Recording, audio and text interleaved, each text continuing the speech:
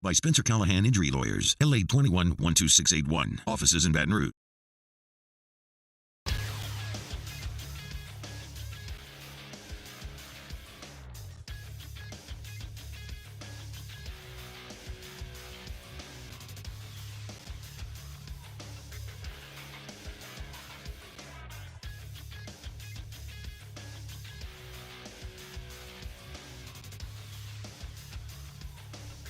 Good morning. It is 7 a.m. on October 26th. In Baton Rouge, expect clear hot skies with a high of 87. Coming up on OTB, Carter Bryant at 8 a.m., Caroline Fenton at 8:30, and Big Deal or No Deal. You can follow the show on Twitter, Instagram, and TikTok at OTB_ESPN or watch on the 104.5 ESPN YouTube channel. Hour 1 of OTB, live from the Mercedes-Benz of Baton Rouge studio, starts now. Let we go! All-Star Toyota presents Off the Bench with Jacob Hester and T-Bob Hebert. Yeah! Off the Bench with Hester and T-Bob. Hey, they said I gotta come off the bench. All-Star Toyota presents Off the Bench with Hester and T-Bob. Yo. What's up, people? Welcome in to another edition of Off the Bench. Mario Jerez here on this side of the desk today, filling in for T-Bob and Hester. Grant Lanero, you just heard him on the audio board. Taylor Sharp, getting us on YouTube. As usual, Taylor will also be kind of my de facto co-host today. We will go to him a lot. As far as where T-Bob and Hester are, I knew there would be some questions from y'all. They are in good standing. They still work here, but they're away from the team, and they're not hosting right now. So that's the situation with T-Bob and Jake. Where have we heard that before? I feel like that's been something we heard recently, right? You tell me, bro, but they are not here. They may or may not be back tomorrow. So stay tuned for an update on that. But we will still have a really fun show today. Grant just laid it out for you right there. We'll talk to Carter Bryant at 8 a.m., talk some LSU football.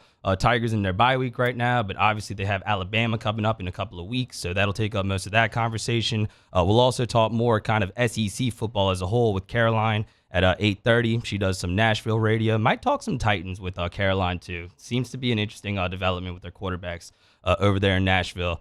Also, new addition to Big Deal, No Big Deal at 9 a.m., and Chef Michael Johnson will join the show for Munchies at 9:15. Really looking forward to hosting Munchies for the first time. Definitely playing through a little bit of pain today. Got a nasty cough. You could probably kind of hear it in my voice, but we're still going to make it happen. So shout out to all of you for being here. Grant, Taylor, let's start the show how we always do. Ask y'all how y'all doing. First with Grant. Grant is an LSU student. He was working on a project last night, so he had to miss most of the Pelicans game, unfortunately, but he still made it up early. He's still here helping us. Grant, how you doing, man? I'm doing good. Pelicans win. Opening game of the season for them. Starting off 1-0. I mean, that's all you can ask for on a sports night like last night. I'm not going to be watching any baseball, so that's all I'm hoping for, you know? I definitely second that. Shout out to everybody in the chat as well. Yep, it's me, y'all. Guns and Gabagool, I see you. What's up, man? Grant Rabelais. Wonder if he's related to Scott. And Daniel Basham, always in the chat. Taylor, what's up, man? How you doing, bro? I'm doing good. Crazy 16 hours for the both of us. We get a random text. I loved it. It was a phenomenal text. We knew T-Bob was, going to the doctor after the show or whatever, but we get a random text and he's like, "Hey guys, what would happen if me and Hester both missed tomorrow?" And then I'm like, "Jeez, here we go again." So all good. Gotta love those guys. And yeah, doing good. Little tired, doing good. Busy week for me, but we're going to rock and roll today, man. I'm excited for it. Yeah, me too. But shout out to T-Bob and Jake. Like I said, hopefully they're back tomorrow, but we're happy to host anytime. Stuff happens. So always happy to fill in and host a show when those guys are not here. So Grant pretty much laid out a lot of our guests there. We'll talk a lot of LSU versus Alabama today. And that's kind of how I wanted to start the show. And everybody in the chat, please feel free to contribute. Tell me how you're feeling about this game. I feel like we haven't talked too much about the opponent specifically. Obviously, we'll do a lot of that next week leading up to game day. But I did want to talk a little bit of LSU, Alabama, kind of how I'm looking at the game from surface level.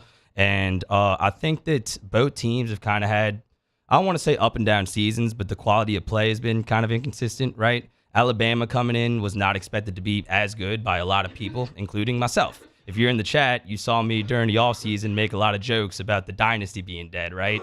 And when the season started, that looked like that maybe would come to fruition because Alabama lost that game against Texas, and the quarterback situation just looked kind of hopeless. They ended up benching Jalen Milroe going into that South Florida game and still almost lost the game. He regains the starting spot. He's playing a lot better now, but things looked pretty hairy for Alabama there early on. And obviously they've looked hairy for LSU at times. Opening the season against Florida State, getting blown out, getting boat raced in the second half, and then the defensive performance against Ole Miss, which we all remember was really embarrassing. But despite all of that, here both of these teams are, and they're set to play another high-profile game that could end up deciding the division. So kind of crazy that we've gotten to this point despite the inconsistent play from both teams. But from a surface level, Taylor, what's kind of your excitement level for this game? We still got a little ways to go.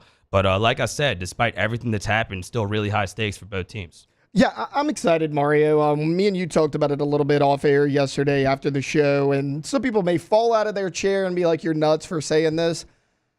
While I think that this DB room is a concern, you really can't get much worse than you've already been. And Alabama's strength is not throwing the football. I mean, they do have Jermaine Burton. He's a really solid receiver. But outside of him, there's a significant drop-off. I think if you can neutralize Jermaine Burton, Jalen Milroe, he's not a guy that's just going to stand back there in the pocket and scan the field. So get a little bit of pressure on Milroe, which Alabama has given up a lot. The least amount of times Milroe's been sacked in a game is 2. He did that one time against a non-Power 5 opponent. Every other game, he's been sacked 4 times or more. Texas A&M got to him 7 times. So if LSU can sack him, 3 or 4 times, neutralize Jermaine Burton, I feel good about it. In my opinion, this is going to come down to the running game.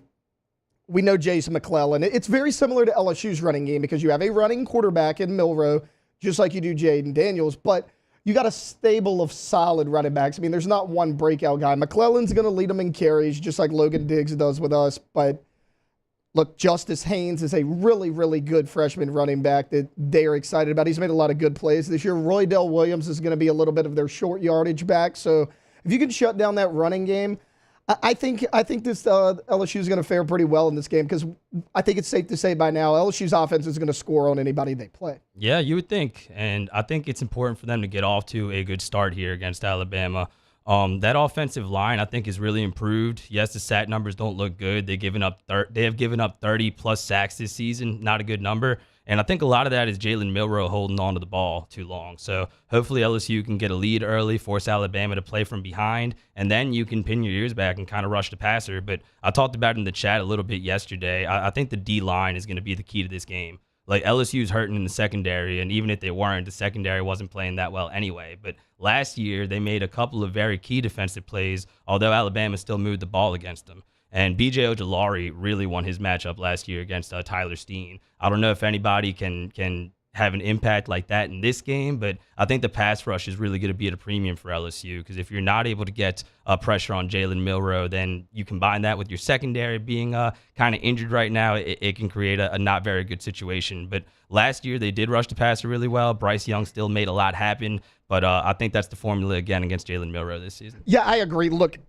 I think this game has Harold Perkins' name written all over it because he's been really good in coverage. He's the number 1 coverage linebacker in all of the SEC. Now, if we were coming into this season, nobody would have thought that would have been the case, but you put him out there at nickel, which is really where he's played most of his snaps right there. If he can neutralize their number 2 option, whether it's an Isaiah Bond, Ja'Cory Brooks, like somebody like that, neutralize Milroe's number 2 option outside of Jermaine Burton, then put him in at the box, stop the run a little bit, blitz him off the edge a little bit. This is that game where you move Harold Perkins around because you mentioned it, like you need one guy to be that pass rusher. While the D-line's been pretty solid since Pete Jenkins came into the mix the last couple games, they're still not elite pass rushers. Like Mason Smith, run stuffer. If Mekhi Wingo, if he even plays, he's predominantly a run stuffer. Now, Savion Jones, he hasn't necessarily gotten beat a lot of times, but he hasn't gotten to the quarterback a ton either. So you need one of those elite pass rushers, and that's Harold Perkins. So I think the role you use him in this game is going to tell a lot for this defense. Yeah, I probably should have started the conversation with Perkins, honestly, because Ojulari made a big impact in that game. I know he maybe didn't have the numbers, but watching the game from the press box, I really noticed that. He was really collapsing the pocket on Bryce Young.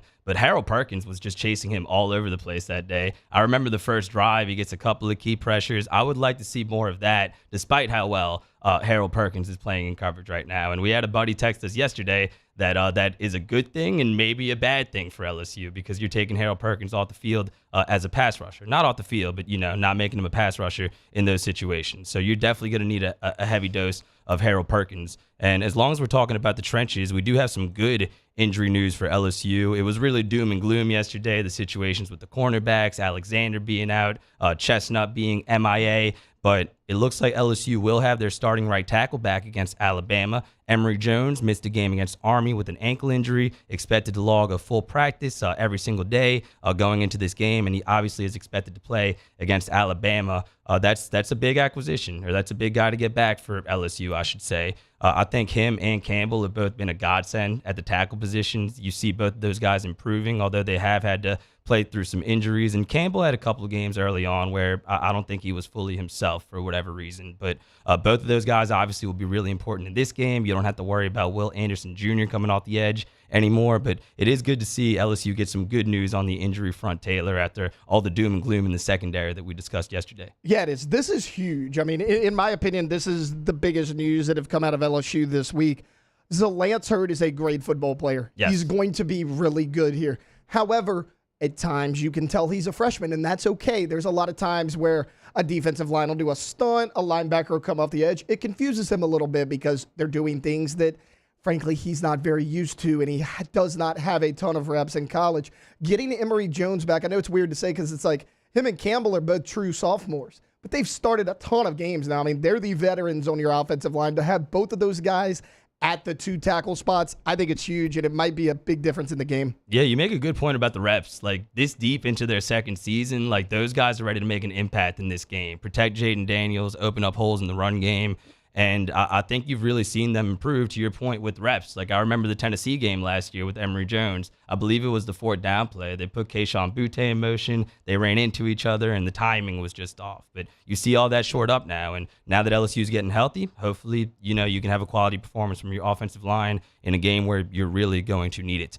But to wrap up this segment, I kind of wanted to do a little scouting report when it comes to Alabama, kind of some stats from some of their key players that have jumped out to me. And then Taylor, Grant, y'all can give y'all's take on this if y'all want.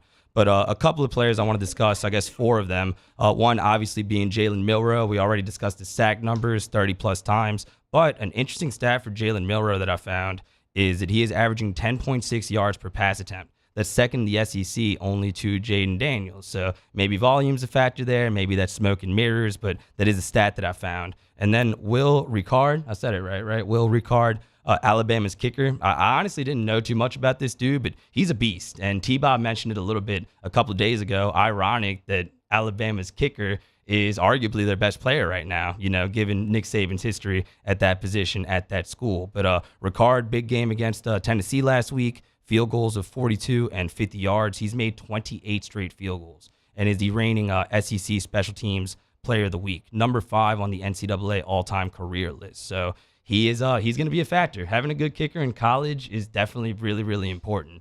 We saw Missouri benefit off of that in their big win a couple weeks ago. That could hold true for Alabama. So that's definitely a player to watch. And then Kool-Aid McKinstry.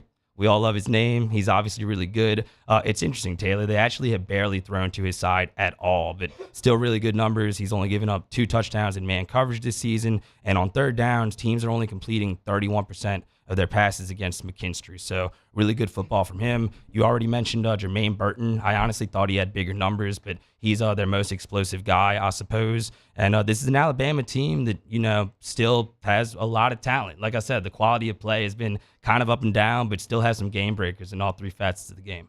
Yeah, and look, you mentioned the kicker.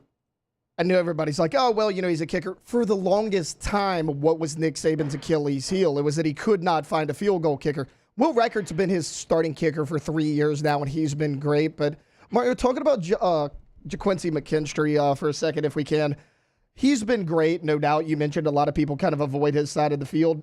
I don't think he's played a receiving core anywhere near as good as what he's going to face against LSU. And honestly, Squirrel White last week for Tennessee, he gave him some problems. He had over 100 yards receiving. He did have a big touchdown catch, and I The other thing, it goes back to Jalen Milroe. I mean, that's the key to this game, obviously at the quarterback spot. But even when they needed to make that big comeback last week, he only threw the ball about 7 or 8 times in the second half. It was still running. So if you can stop that run and bottle up that talented trio of running backs they have along with Milroe, yes, he's been efficient. You mentioned the numbers, his yards per attempt, his efficiency, and all that's great. But they haven't asked him to do too much. If you're LSU and you neutralize that running game, Milroe's going to have to throw. When the volume goes up and the big situations goes up, how's he going to respond? Because we still really haven't been able to see him do that, except in the Texas game where he played pretty poor. So I think those are probably the 2 key spots in this game. And like I said, I would really like the offense to get off to a fast start. If you can get Alabama playing from behind like Tennessee was able to do last week,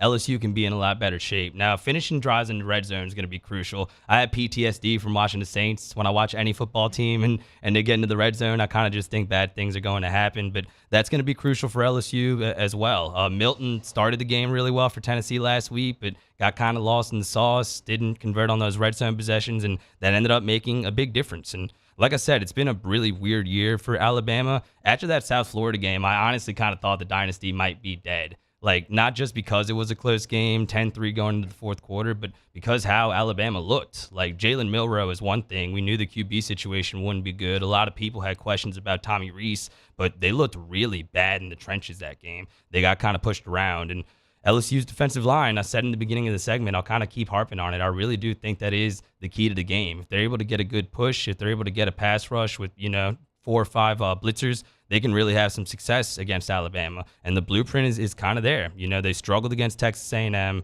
They had to hold off Arkansas in a game where they had an 18-point lead in the third quarter and still almost dropped it. And they struggled against Tennessee last week. So, like I said, this is an Alabama team that I think is somewhat vulnerable. The game being in Tuscaloosa definitely helps, but this is going to be an interesting matchup. I'm really curious to see where the spread lands because I know that games like this, it can really kind of fluctuate. And by the end, it could be a situation where Alabama is favored, most of the time going into the game, but then LSU is a favorite on that Saturday. So I'm curious to see where that ends up. I think earlier this week, it opened at about Alabama 5.5 point favorites, similar to what it was in 2019.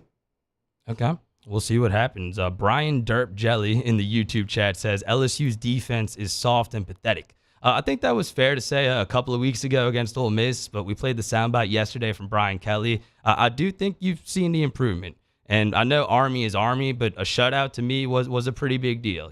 Given how the defense had been playing the beginning of the season, you can see them picking up a little bit of confidence. But the injuries at cornerback, the situations with the guys missing, that really hurts. I'm not going to lie to you. T-Bob said yesterday, if you were listening, all of y'all heard it, he thinks that's going to be the difference in the game, and LSU's not going to be able to beat Alabama. But having Emory Jones back makes me feel a little bit better, and hopefully the defensive line can make an impact too. So we'll be really heavy. LSU versus Alabama today. Like I said, give me your thoughts in the Bayou Ford YouTube chat. We will discuss them on air.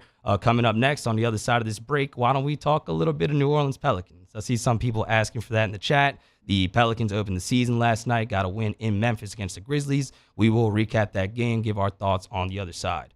This is Off the Bench on 104.5 ESPN Baton Rouge. Off the Bench with Hester and T-Bob. ESPN Baton Rouge, New Orleans, Alexandria, and 1130 The Tiger. Go to All-Star Toyota of BatonRouge.com, All-Star Toyota of BatonRouge.com. You want to go to All-Star today? Whether you're looking to buy new, used, maybe a Toyota certified used vehicle, that's where you still get that excellent warranty coverage. Maybe you just need a rent. Maybe you need a lease for a few years. You want like a new car. Look, the bottom line is that All-Star can be your guide. They can find you exactly what you need. Go to All-Star Toyota today, All-Star Toyota Baton Rouge. Go to the website, go to the top left corner of the website, click on new, and then scroll down to build your Toyota. And remember, you can add whatever you want to your Toyota. You can take away whatever you don't want in this brand new Toyota. It is customized to your likings, whatever you want. You want to go black on black on black in the murdered out Mini like T, you can do that. You can do the Stormtrooper look with that new 4Runner. You got all white with black tires and rims. You can do whatever you want. It is yours to customize. Go to the website to do it today, allstartoyota.batonrouge.com. In times of need, get a full list of phone numbers, websites, and other important emergency information on the Demco Stormwatch page at 1045ESPN.com. 2023 Toyota Tundras, and you can get 1,000 special edition bonus cash. $1,000 bonus cash. So come on down to Happy Town. That's Corvell Toyota in Opelousas, Happy Town, USA.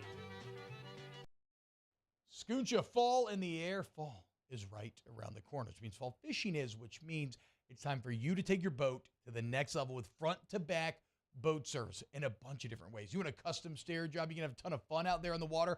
They can do that. What about a spot lock trolling motor? So you stay right where you need to in casting lines.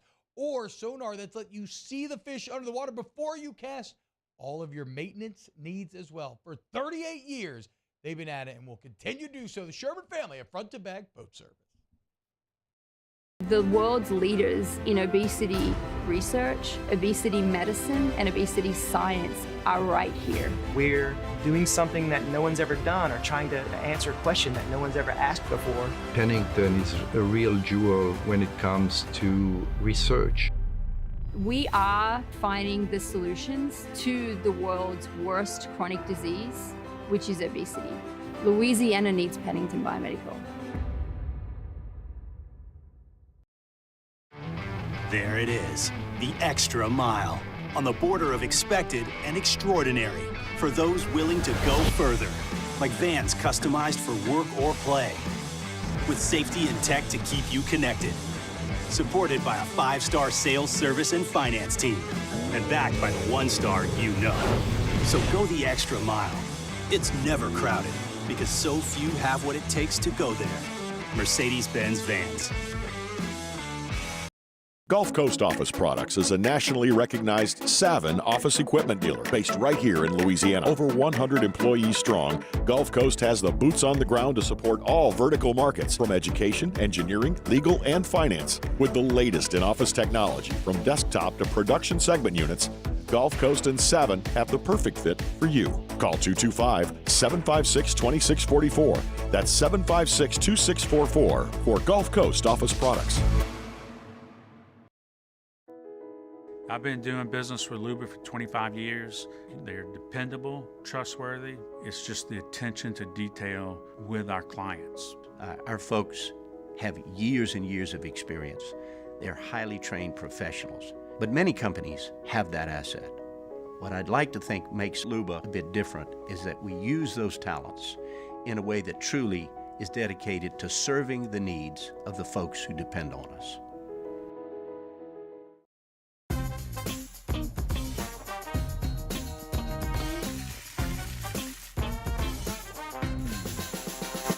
This Sunday, we bring you a trio of NFL games. We start with the noon kickoff, the Rams at Cowboys. Immediately following that, it's the Bengals and 49ers. And then our night game, the Bears and Chargers. Tune in to catch all those games here on 104.5 ESPN Baton Rouge.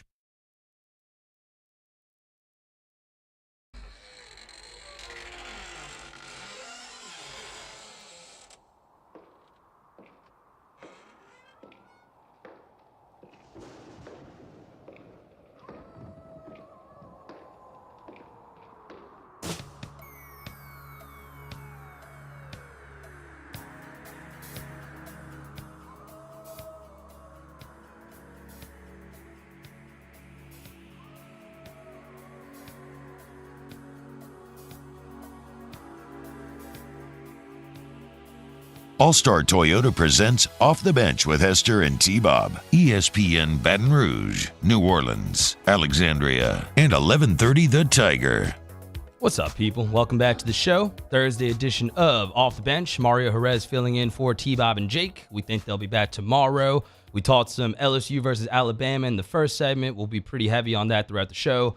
Carter the Power Bryant will join the show at 8 a.m. to kick off the second hour. For now, let's talk a little New Orleans Pelicans. The NBA season started 2 days ago. The Pelicans kicked off their regular season last night, and they got a win in Memphis against a shorthanded Grizzlies team, 111-104. Obviously, if you're a Pelicans fan, it feels good to be undefeated after all the discourse the last few months about Zion Williamson and injury luck and all that good stuff. It definitely feels good to start the season off with a win. That being said, I wouldn't be too pumped up if you're a Pelicans fan because, quite frankly, the Grizzlies right now, at their kind of state, are not a very good basketball team. You know, they're going to play hard. They're going to play good defense. They have some talented players, but they don't really have anybody that could create their own shot. And the Pelicans really benefited off of that defensively last night, played some really good defense. And obviously it helps a lot when you don't have to deal with Ja Morant. And Steven Adams was out too. He'll miss the rest of the season for Memphis. Not having that rim protection, that interior defense was big. And guys like Jonas Valanciunas, Zion Williamson definitely benefited off of that. So looking at the stats here, I think you had to start with CJ McCollum, who had a team high 24 points, but it was the way he scored them. Very efficient. And I heard Taylor talking about CJ's performance coming in. This is somebody who has had to play as the first option, second option, a lot of the times when he was assigned to be the third guy, right, behind Brandon Ingram and behind Zion. But he played off the ball a lot last night. He was moving off the ball really well, and he worked his way into some really good shots. Like I said, really efficient. 8 of 16 from the field, 6 of 11 from 3. And CJ McCollum, I think, deserved a lot of credit for sticking it out last season. I know he didn't have the best finish, Taylor, but he was playing through some pain, and we knew he was going to be a big part of the offense coming into this season. But I really liked watching him last night off the ball, playing really well off of BI, really well off of Zion, and hopefully that's the CJ McCollum that we see for the rest of the season. Yeah, he played really well. I mean, you mentioned it. 50% shooting, 6 of 11 from 3, which was the most important thing in my opinion, because we talked about it all offseason coming into this year.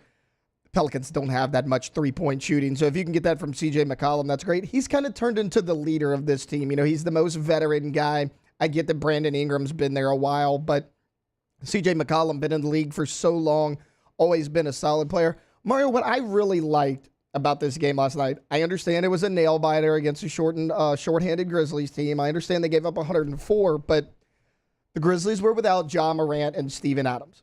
So the next guy that you needed to neutralize was Jaren Jackson Jr., and they did that. Herb Jones, credit to him. He was lined up on this guy a lot last night. He did a really good job. Jaren Jackson finished 2 for 9, just 8 points, 5 rebounds, 3 assists. So when you neutralize the other team's best player, you always have a chance to win, and that's what they did. Yeah, they had him flustered. And I think Jonas Valanciunas, like I said, deserves a lot of credit. He had a double-double in the game. He was a plus 16, which was the best clip of all the starters for the Pelicans. And obviously, he's an ex-Memphis Grizzly, so that had to feel really good for him. And we'll talk about Zion, but if I can go on about JV for a second here, I kind of had the unpopular opinion over the offseason that the Pelicans should keep him. A lot of fans, a lot of media, maybe the coaching staff, based on some of their rotations last year, thought maybe Jonas Valanciunas wasn't the best fit for the Pelicans as their starting center. But I think he's just a really good basketball player. Like, sometimes you can't overthink things. 14 points, 10 rebounds per game. His averages from last season don't just grow on trees. Like, this is your best rebounder. And he's a really smart player. He's a veteran. He's somebody who's a decent shooter. I say decent. He needs to be a little bit more consistent, although last night he shot the ball pretty well from 3, 2 for 4. But I think he could play pretty well off of Zion, like better than some people think. And last night, as a starter, he played really well. I think he deserves a lot of credit for his performance. And then to Taylor's point, played really well defensively against Jaren Jackson Jr. a lot of the time. So I think Jonas is primed to have a really good season. Herb Jones, to your point, played really well, 4 for 8 from the field, 13 points, really good defense. And then your stars, Brandon Ingram, Zion Williamson, they were both kind of quiet last night, and you still won the game pretty comfortably. That has to be a good sign going forward for the Pelicans. BI, I thought, did a really good job as a playmaker, saw the floor really well, had the 6 assists, but wasn't, spectacular shooting the ball. 19 points on 7 for 18 shooting. And then Zion didn't have the best game, at least the most explosive game, but he did a really good job closing in Memphis last night. Played well in the fourth quarter. He finished the game with 23 points, 9 of 17 from the field, and he's playing. He's on the court. That's the important thing. I told my roommate yesterday, he walks in, he's like, how's the game going? I'm like, it's awesome. I just saw Brandon Ingram throw Zion Williamson an alley-oop in a real NBA game, and I'm not dreaming. So those guys are going to get it going, Taylor, but it's nice to finally see them on the court. Yeah, it is nice. The one issue, I guess, if I had to say, 21 turnovers is a lot. Brandon Ingram had 5 of them, and I understand he handled the ball a lot last night, but you got to clean that up. I mean, you win the game, but you lose that turnover battle 21-13 against a shorthanded team. If that team's not shorthanded, maybe this game goes the other way. That's the one thing they got to clean up, which they were really bad about last year as well. I was hoping that, they'd clean it up, but it's a young season. It's their first time all together. I mean, you mentioned Zion, Ingram, and CJ McCollum have barely played any games together, so they're still feeling things out a little bit. But that's the one thing I really wanted to see cleaned up. Yeah, and a lot of them weren't live ball turnovers, which is a good thing. But I kind of like the new offensive philosophy. We've talked a little bit about James Borrego, the new head assistant for the Pelicans, that was basically brought in to be like the de facto offensive coordinator. And a lot of stuff the guys have talked about throughout the offseason, off-ball movement, getting out in transition, not letting the ball be so sticky like last year. I think you saw a lot of that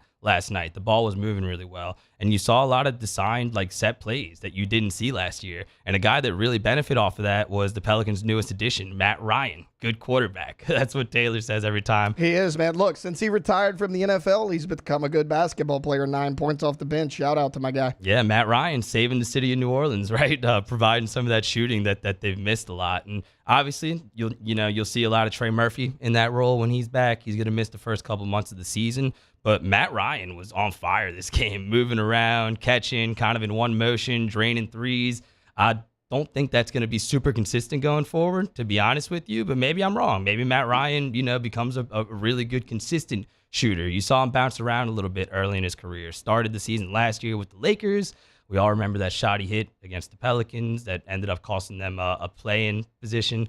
But he was really good in his first game with New Orleans. Hopefully that is able to continue. And his kind of play style can really thrive playing off of guys like Zion, like Brandon Ingram. And we saw a lot of that last night. So he was really good coming off the bench as well. And then last point on the game, Dyson Daniels looked really good to me.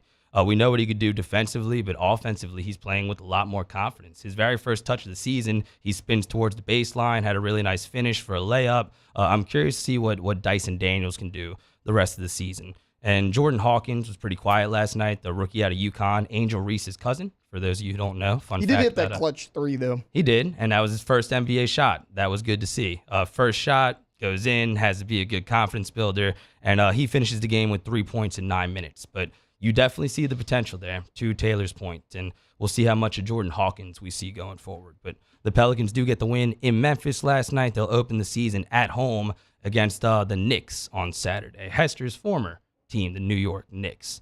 Jaru3 in the chat says Matt Ryan is the new Ryan Anderson. Y'all remember Ryan Anderson on the Pelicans? That dude could fill it up. And they got him in a trade for Gustavo Ayón, which at the time was a really good trade. So shout out to Dell Demps. I wonder how he is doing these days. Win for the Pelicans last night in Memphis. The Pelicans beat the Grizzlies 111-104. Everybody's healthy for now. They're 1-0 on the season. They got the Knicks in the Smoothie King Center on Saturday night, so good vibes in Pels land so far. We'll take our next break. We'll come back and to do the whole spectrum here in the first hour. We talked a little bit of LSU football to open. We talked some Pelicans there. Why don't we talk a little bit of New Orleans Saints? Really for the first time this week, I feel like. We haven't talked that much Saints. I encourage people in the chat coming into this next segment, say something nice about the Saints. Like, there's a lot going wrong with the Saints. There's good a lot uniforms. They do have good uniforms. Although I think you were hating on one of them. We'll try to sort that out during the break. But say something nice. There's a lot going wrong right now. I know it looks like a mess, but there's still 11 games left, right? There's still one game out of first place in the NFC South. So we'll be objective. We'll keep it real. But I encourage you in the chat, anybody who's listening, you could tweet me, say something nice about the Saints, and maybe we'll center the conversation around that on the other side of this break. Mario Jerez, Grant Lanero, Taylor Sharp here with you until 10 a.m. This is Off the Bench on 104.5 ESPN Baton Rouge. Off the Bench with Hester and T-Bob. Community Steel Company, CommunitySteelCo.com. You want to go to a Community Steel Company. It's in Gonzales, Louisiana. Go check out the facilities for yourself, man. They're incredible. You want to look at it's kind of funny because all the steel buildings that they offer, they have them erected there on site, so it's almost like a model home walkthrough. You can go see the product that you're buying on, and then they got all the purlin tube and everything that you need. And it's at the best prices, and it's with a live and local sales team. It's just, look, man, they're changing the game right now. And if you have steel needs, whether you're business or personal, you want Community Steel Company. Go to their new website, CommunitySteelCo.com. Now, same web address, but they have updated this site. The thing that we love about it says right there, first thing you see in big, bold letters, Community Steel based in Gonzales, Louisiana. They let you know that they are local right there from Jump Street. So go check out that new website. Also call them at 225-647-2020. Our listeners fire off their opinions on the jimsfirearms.net hotline at 499-1045. Keep listening for your next chance to shoot us your thoughts with the jimsfirearms.net hotline on 1045 ESPN Baton Rouge. Bayou Chrysler Dodge Jeep Ram is celebrating Ram Power Days with $15,000 off MSRP on new 23 1500 trucks, $15,000 off, and a 1 million mile warranty. Plus, we'll pay your trade-off regardless of what you owe. The crew at Bayou Automotive is going to do right by you. His name was King. He had a horse along the countryside. I saw him ride. One day they found him.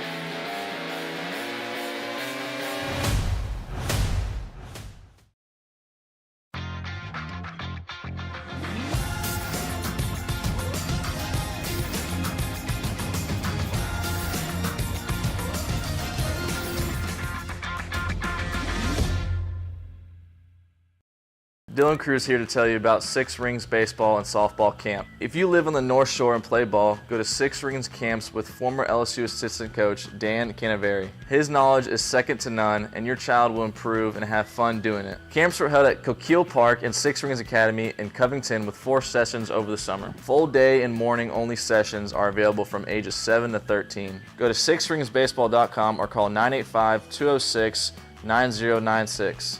Learn the game to love the game.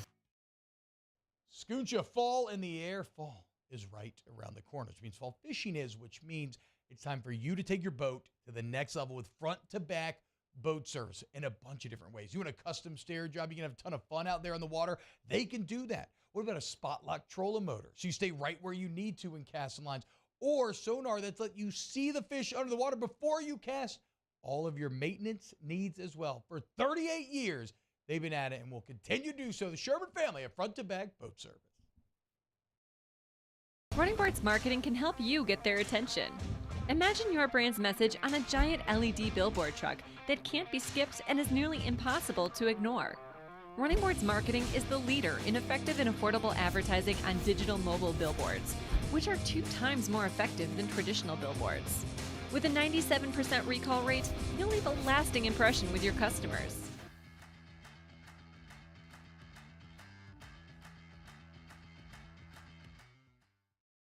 Electricity is all around us, and our families depend on it. Every day is sparked by the power of a cold. Join me for a Thursday edition of the Hunt Palmer Show presented by Rouse's. My last of the week, some SEC picks against the spread. Luke Johnson on the black and gold, and LSU head basketball coach Matt McMahon's sound. Hunt Palmer Show, 1 to 3 weekdays, 104.5 ESPN, Baton Rouge.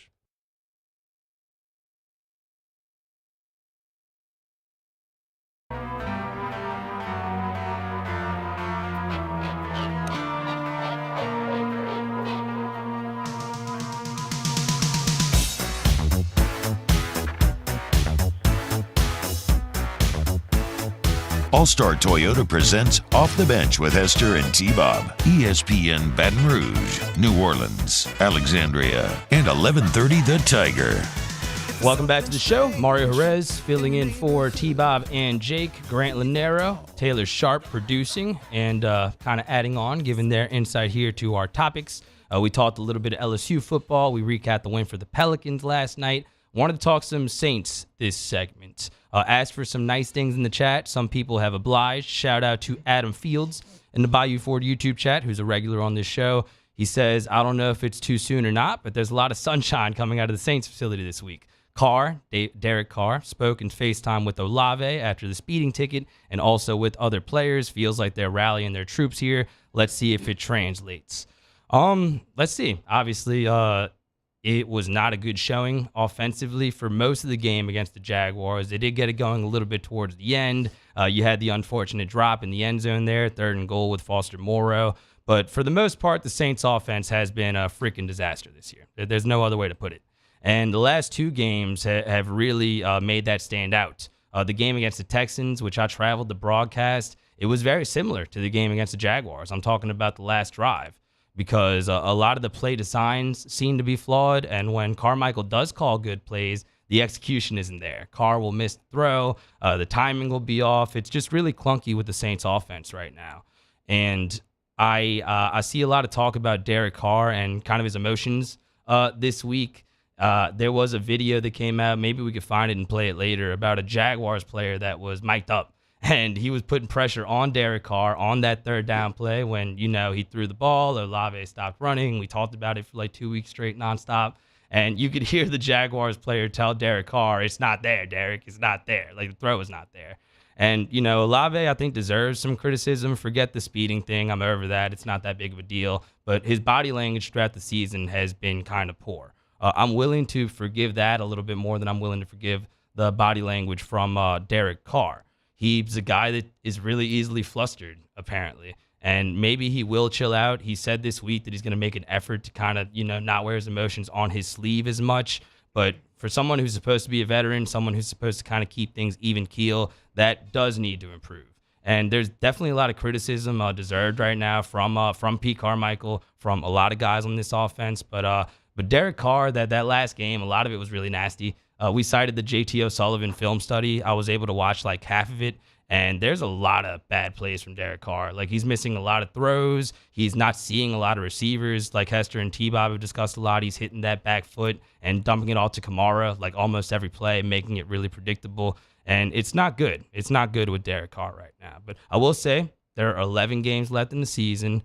I don't think it's totally hopeless. It does not look good right now, but it's not totally hopeless. And maybe if you just create some good vibes, specifically Chris Olave and Derek Carr, hit on a couple of big passes, get that rapport going, maybe the Saints offense can not turn it around, but at least be serviceable enough for this to be a good team. So what do you think about the dynamic with Derek Carr and Chris Olave and the Saints' offensive problems right now, Taylor Sharp? I like that, they had that FaceTime call. I'm assuming it went something like this. Derek Carr said, hey, Chris, speed up on the field, slow down off of it, but I wasn't in the chat. Look, I get it. Olave's a young player. He's upset about the offense. He's upset about not getting the ball. The thing that bothers me more, like you said, was the body language of Derek Carr, because we talked about his leadership all offseason, and I'm guilty of it more than anybody on this show about champion Derek Carr, talking about what a great leader he is, because that's what he was in Oakland and Las Vegas. I mean, that franchise, it's not well run. I mean, let's call it like it is. And, they fire John Gruden. Rich Bisaccia is the interim coach. Your number one wide receiver goes to prison. You're without Darren Waller. I mean, Hunter Renfrow is your number one receiver. Derek Carr kind of willed that team to the playoffs at times. So you're like, okay, this is a team that, without Sean Payton and Drew Brees, they don't really have an identity. Let's bring in a solid veteran quarterback, a really good locker room, a good team guy to come in and kind of manage things. He hasn't been that. I mean, we talked about how much he's been rattled, how poor his body language is. It's really surprising to me, because I watched a lot of Derek Carr with the Raiders, and he really wasn't that way. I mean, maybe he's not getting along with some of the players. Maybe him and Pete Carmichael are at odds. I mean, we've seen their chats on the sidelines, and that hasn't been great. He's got to get that turned around, because he's the veteran. He's the leader of that offense. Everything revolves around him. Everyone's attitude is reflected off of what type of attitude Derek Carr has. If the Saints offense is going to turn around, Derek Carr needs to step up and become that leader like he was in Oakland and Las Vegas. And I'm not, like, by any means giving up on Chris Olave. He's a very, very talented player. The body language, like I said, has been kind of poor, but that has to not even rank in, like, the top 10 of the Saints' problems right now.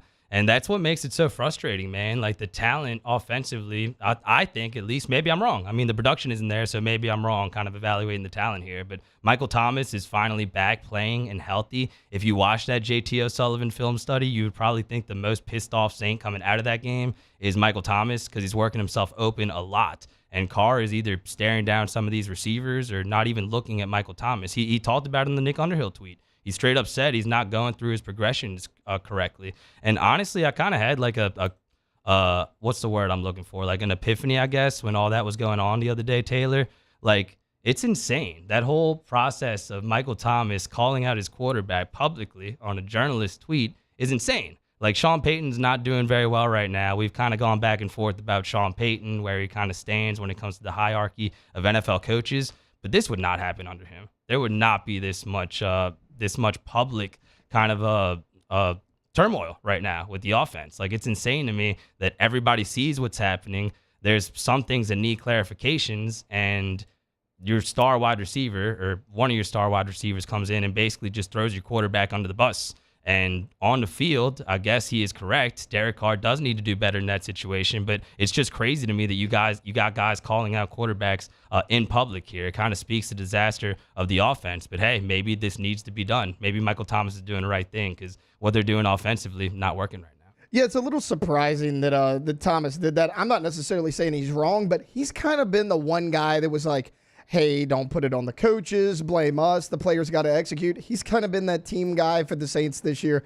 Even he turned on Derek Carr. So, I mean, it is bad vibes all around that offense right now. Yeah, not good. And we did get an update on some injuries in practice yesterday. Alvin Kamara, James Hurst both did not participate for the Saints. Hurst dealing with an ankle injury, Alvin dealing with an illness. You would think that if it's just an illness, a sickness, he should be ready for the game against the Colts. But James Hurst, that can be major. The Saints' offensive line is already hurting as it is right now, so you need to try to get healthy there. You have a couple of guys with limited participation, Taysom Hill, Marcus May, Jimmy Graham had a rest day, DeMario Davis still dealing with a knee injury, but all those guys I would think is going to play. And then Kendre Miller listed as a full participant with the shoulder. I'd like to see a little bit more of Kendre Miller going forward, Taylor. That's a guy that you were high on coming into the season. He's dealt with some injuries both in the preseason and then going into the regular season. But a couple of games ago when the Saints were on the road, he had a really good game coming out of the backfield. The win against the Patriots, that's what it was,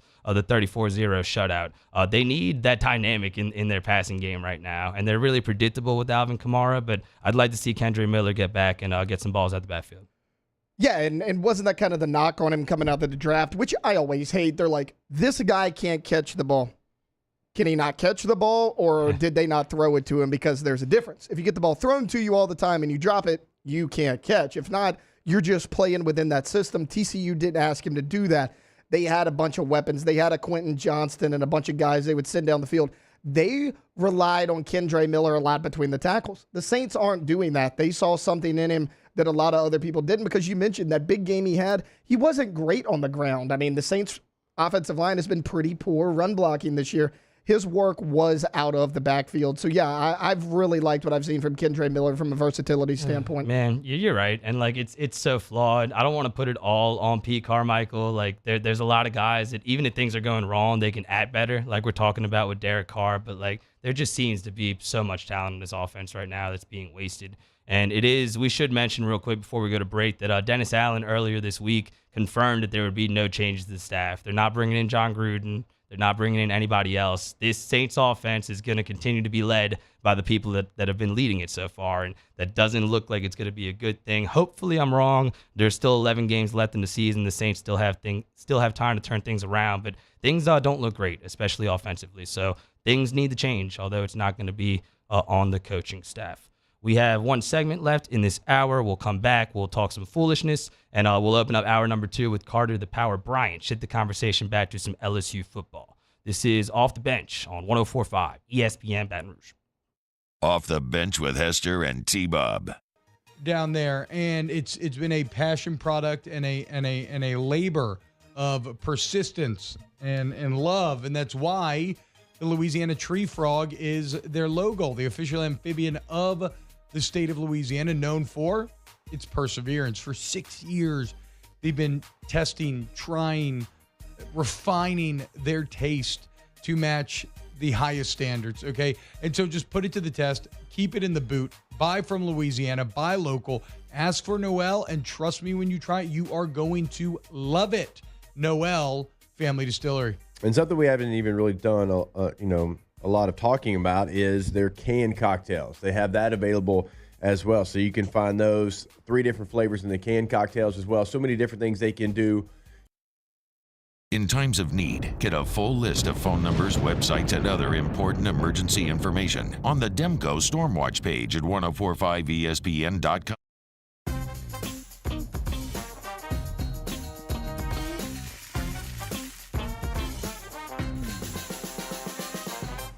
best kept secret in town is out. Discover Tallulah at the Renaissance Hotel on Bluebonnet.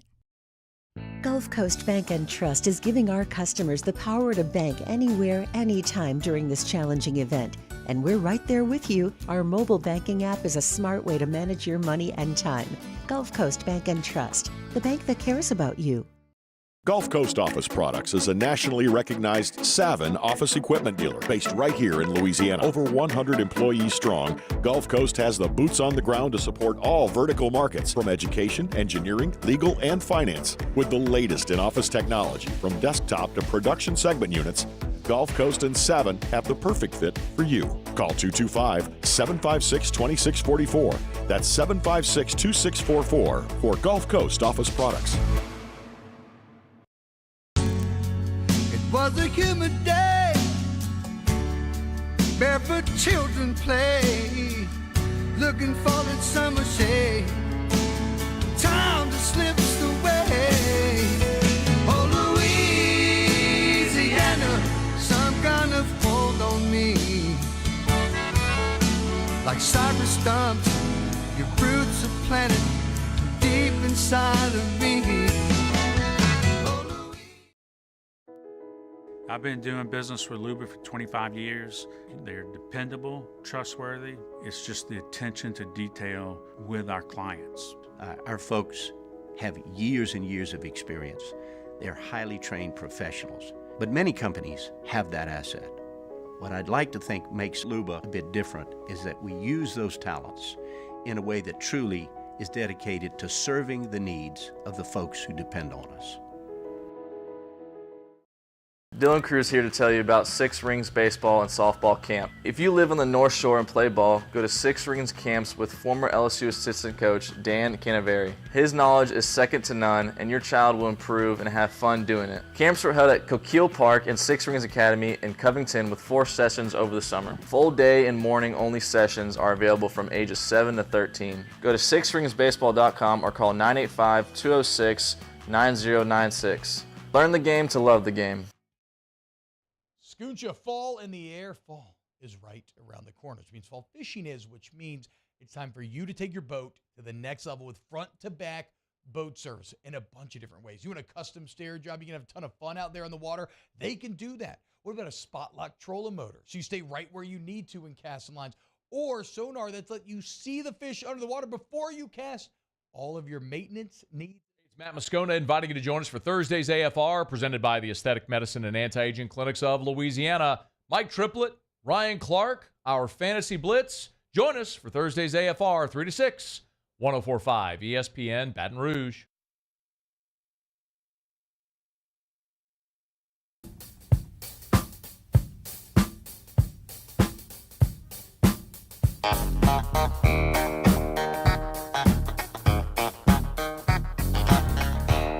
All-Star Toyota presents Off the Bench with Hester and T-Bob. ESPN Baton Rouge, New Orleans, Alexandria, and 1130 The Tiger. Who's ready for some hockey? Baton Rouge Zydeco take to the ice for the first time tonight when they face off with the Columbus River Dragons. Single game tickets start at just $10. You can get them online at RaisingCanesRiverCenter.com or through Ticketmaster. Pumped for some hockey? Anybody? Raising Canes River Center? Yes? No? Maybe so? I mean, I'm not going to be able to make it out. I have some stuff to do tonight, but this is a cool event to take your family to. This is a team that's obviously trying to entrench themselves in the community, but that's a really good location near our work, downtown. You can go out to eat afterwards if you want, bring the young ones. Should be a good experience. I don't have much experience with hockey myself. Taylor Grant, I don't know if y'all remember the New Orleans Brass back in the day. In the late 90s, early 2000s, they played their games in the Smoothie King Center, then New Orleans Arena, before we got an NBA team. But this is cool. I'm glad the people in Baton Rouge get to go see some hockey. Yeah, I went to 2 out of 3 of them when they came like December, January. It was fun, man. It was just relaxing vibes, just a good time. I decided to learn a little bit more about hockey since I knew Baton Rouge was getting one. I've been kind of following the rules. Now, don't quiz me because I'm not there yet, but I've been watching a little bit. I know that hockey just kind of started up NHL-wise a couple days ago. I've checked out a few games. You saw the Red Zone hockey version? They started that with John Butcher-Gross. Yeah, I did see that. It's called Frozen something. Yeah, Frozen Frenzy, something like that. Yeah, Frozen Frenzy. That's it. Yeah, and I watched a couple games. It was it was good. So I'm getting a little bit more into hockey. Yeah, it's a cool sport, man. It's a very physical sport. And I know they're kind of cracking down on the fights, but it was crazy growing up that they would stop the games. The referees would kind of mediate the fights, and they would just let those guys go at it. Like, that was nuts to me. So should be a lot of fun there in the Raising Cane's River Center. Did want to touch on a little bit of news. We're at a 55:50, correct, Grant? Not 56:50. You're telling me 2 minutes. I believe we have 1 minute. But either way, before we ended this segment, I did want to touch on a little bit of basketball news. That is that Angel Reese has been named an AP preseason Woman All-American going into the season. Caitlin Clark obviously on that list as well. Those two are kind of headlining it. But a lot of people excited for LSU Lady Hoops this season. They try to defend their national title, and the men are going to play as well. People are less excited about them. But I'm curious to see what Matt McMahon can do in year number 2. I know there are some questions about eligibility and whether or not some guys will be able to play. But basketball season starting up here in Baton Rouge. Everybody focused on football right now, but we will have some hoops very, very soon. That'll pretty much do it for hour number 1. We'll come back with hour number 2, kick off things with Carter the Power Bryant, talk some LSU football off the bench, ESPN Baton Rouge. Off the bench with Hester and T-Bob. Patient Plus Urgent Care, go to patientplusuc.com, patientplusuc.com, where you will see the difference. The buildings are, I mean, the facilities are incredible, y'all. Wait until, and you got a Patient Plus by you. I mean, they're all over the city, so go check it out today. When you walk in, you're going to be blown away immediately. And then, look, whether it's you, the family, whatever you need to get better in life's unexpected moments, you want Patient Plus Urgent Care, patientplusuc.com. Ask about the membership while you're in there, patientplusuc.com. We all could probably use a visit over there, and that might be something here in our future. And the best part about it, because we do have busy schedules like you do, it's 9 a.m. until 9 p.m. Those are the hours, right? And also there's going to be a location that is convenient for you in the Baton Rouge area. It doesn't really matter where you're at. It's going to be a location that's convenient as far as location, and also the hours that they stay open. Remember, you can book that appointment online, patientplusuc.com. Get in and get better. Bayou Chrysler Dodge Jeep Ram is celebrating Ram Power Days with $15,000 off MSRP on new 23 1500 trucks, $15,000 off, and a 1 million mile warranty. Plus, we'll pay your trade-off regardless of what you owe. The crew at Bayou Automotive is going to do right by you.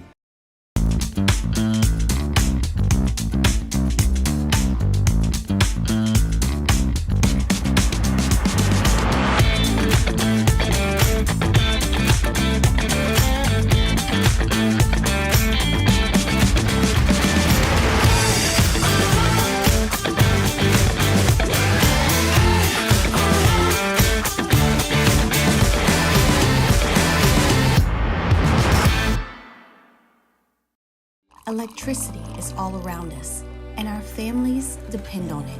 Every day is sparked by the power of a cold drink or a warm meal, a movie night, and a comforting light at the end of a dark hallway. From sunrise to sunset, playtime to bedtime, our team is ready to take care of your electrical needs. Even in the case of an after-hours emergency, the light in your life shines brighter with Mr. Electric.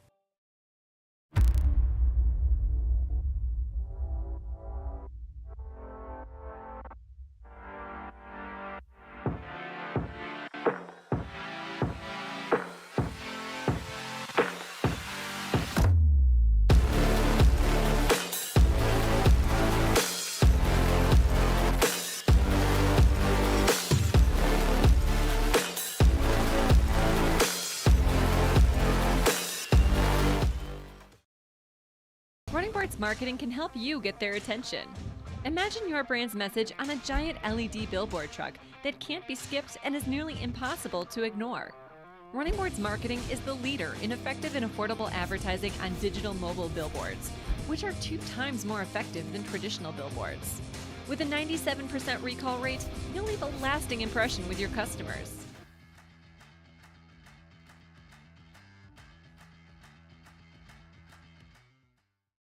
Gulf Coast Office Products is a nationally recognized Savin office equipment dealer based right here in Louisiana. Over 100 employees strong, Gulf Coast has the boots on the ground to support all vertical markets, from education, engineering, legal, and finance. With the latest in office technology, from desktop to production segment units, Gulf Coast and Savin have the perfect fit for you. Call 225-756-2644. That's 756-2644 for Gulf Coast Office Products. At Relief Windows, we're more than windows. We're windows, doors, hardy plank, and vinyl siding. But our number one product is always customer satisfaction. Visit us online at reliefwindows.com.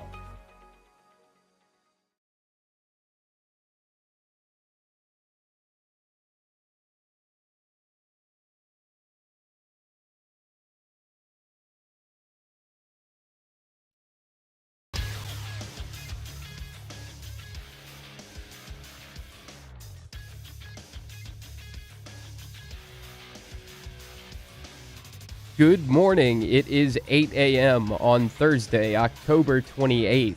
In Baton Rouge, you can expect clear skies with a high of 87. Coming up on hour 2 of OTB, Carter Bryant at 8 a.m., Caroline Fenton at 8:30.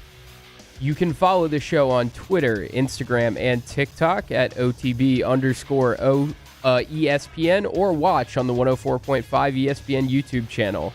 Hour 2 of OTB is live from the Mercedes-Benz studio of Baton Rouge, starting now. Let we go!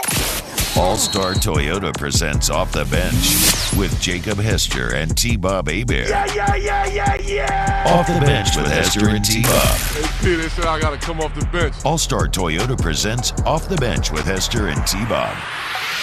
Yo. What's up, people? This is hour number 2 of Off the Bench. Mario Jerez filling in for T-Bob and Hester. Grant Lanero on the audio board. Taylor Sharp getting us on YouTube, also kind of serving as my co-host here today. Had a very fun first hour. You can go check that out on demand if you missed it. Talked some LSU football, recapped the win for the Pelicans in their season opener, and talked a little bit of New Orleans Saints. So we tried to make it a happy conversation. It ended up being a kind of depressing conversation, but still 11 games left for the New Orleans Saints. Who knows what will happen?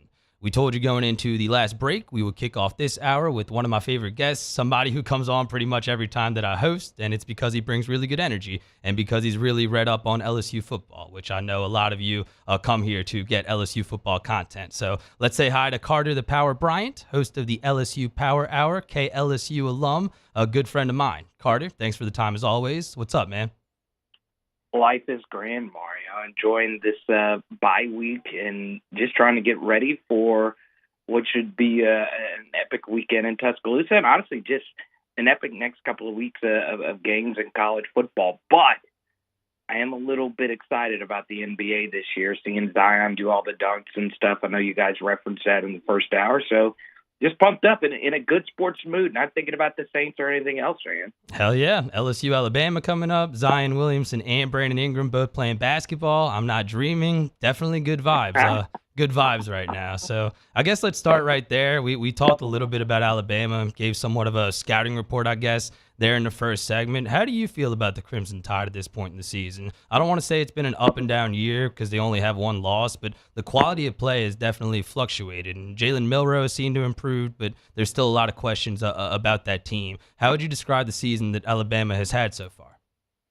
Yeah, so Alabama, of course, is just playing better football. Tommy Rees earlier in the season knew at Alabama, obviously a big step going from Notre Dame to Alabama. This was the first time Tommy Rees had ever really just gotten a job based on merit, right? When he eventually got the job at LSU, a lot of it was because of Brian Kelly, and he was a fine offensive coordinator there. So, it was a big step for him to come to the SEC, and I've been pleasantly impressed watching what Alabama has done offensively, Mario. I think the first thing Tommy's done a really good job of is just making the offense better served for Jalen Milroe as a QB. And you've seen Alabama just hit these devastating vertical shots offensively. And the guy you really got to look out for is number 17, Isaiah Bond. He's been a great deep threat for them. And then everyone's favorite person, I say that hashtag sarcastically, Jermaine Burton,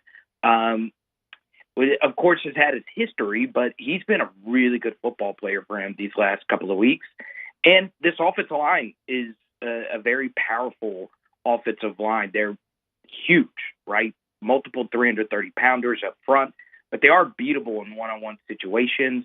And they were pretty solid holding up against a good Tennessee pass rush. But, Mario, I think the other side of the football is where things get really fascinating for Alabama, knowing that they're playing the best offense of college football, LSU coming to town. What's very key from an LSU perspective is yesterday Brian Kelly did confirm that Baton Rouge's own Emory Jones will be back. Now, it doesn't mean that LSU could not have won this game without Emory Jones. It's just that you don't want Lance Hurd's first start in an SEC road environment to be in the biggest game of the season. So getting Emory Jones back is huge because, Mario, where a good point or a good portion of this game was won last year was because of Will Campbell and Emory Jones holding up against Will Anderson and Dallas Turner. And I think, honestly, Mario, this year, that matchup's going to be even tougher for them because they're on the road, right? You got crowd noise, and Alabama, of course, has great pass rushers. So we'll see how that turns out. Yeah, you touched on their defense a little bit there, but I wanted to ask you about their other coordinator, Kevin Steele, somebody who also had a lot of questions about him coming into the season. I think of Kevin Steele's defenses kind of a long time ago, 2019, when he was at Auburn. They kind of had the most success anybody did against LSU that season. But somebody who's been out of football a little bit, there were questions about that. But defensively, really throughout the whole of the season, they've played pretty well. I mean, gave up 34 to Texas, but since that game have not given up more than 21 points. How would you describe the season Kevin Steele's had in his first year in Tuscaloosa? And do you think LSU, now with some reinforcements back, can have some success there? Yeah, the 34 to Texas was a little misleading, Mario, because there were some big turnovers in that game by Milroe that gave them good spots. But yeah, I mean, this defense is just really good. They got dudes on all three levels. Obviously, starting off with Dallas Turner and Chris Braswell on the edges, Tim Smith up the middle. But the truth is, this is the best offensive line in the SEC that they've played with LSU coming to town. And LSU's offensive line is playing really well. And DeQuincy Kool-Aid McKinstry, obviously their superstar corner on the outside, had an amazing tackle football game versus Tennessee this past weekend. He's a player. He's obviously a really, really talented five-star recruit. So, yeah, I think LSU's offense will have success, Omar. I mean, they're just playing at such a high level right now, and one big key for them is going to be able to run the football, right? Can Logan Diggs continue playing well? If Alabama, of course, just dedicates their entire game plan to stopping Malik and Bryant Thomas Jr., can LSU take advantage of light box situations? I think they will. I think Logan should be able to get some run game going, and that, of course, can make everything easier for Jaden Daniels in this offense. Knocking on wood, Carter the Power Bryant is our guest here on Off the Bench talking some LSU football. We'll get back to the Tigers in a moment, but I did want to deviate for a second and ask you about a different set of Tigers, and that's Missouri. If I remember correctly, Carter, I had you on this very show a few months before the season, and you were pretty high on Missouri. And you mentioned one Luther Burden, who's a beast, arguably the best wide receiver in the nation. Missouri only one loss up to this point. They have the bye week this week before they go to Athens to play the Georgia Bulldogs. Do you think Missouri has kind of hit their ceiling here? Do you think they could still make a little bit more noise? I think Georgia's going to take care of business. Obviously, a revenge spot for them, knowing that they should have lost that game last year to Missouri. You know, for me, the one thing that's very interesting is Cody Schrader, their running back, leads the SEC in rushing right now. Eli Drinkowitz, obviously a very young coaching staff, one of the younger coaching staffs in the SEC. Blake Baker's been a pretty big defensive coordinator for them, and he's just been excellent. Obviously, Missouri's secondary has been unbelievable up to this point. I just think Georgia has too much firepower, but look, Missouri's got the dudes to compete with anyone, right? You've seen what they can do defensively. You saw how special of a performance Jaden had in that game, breaking tackles, doing this, doing that. Can Carson Beck do the same thing? I don't know.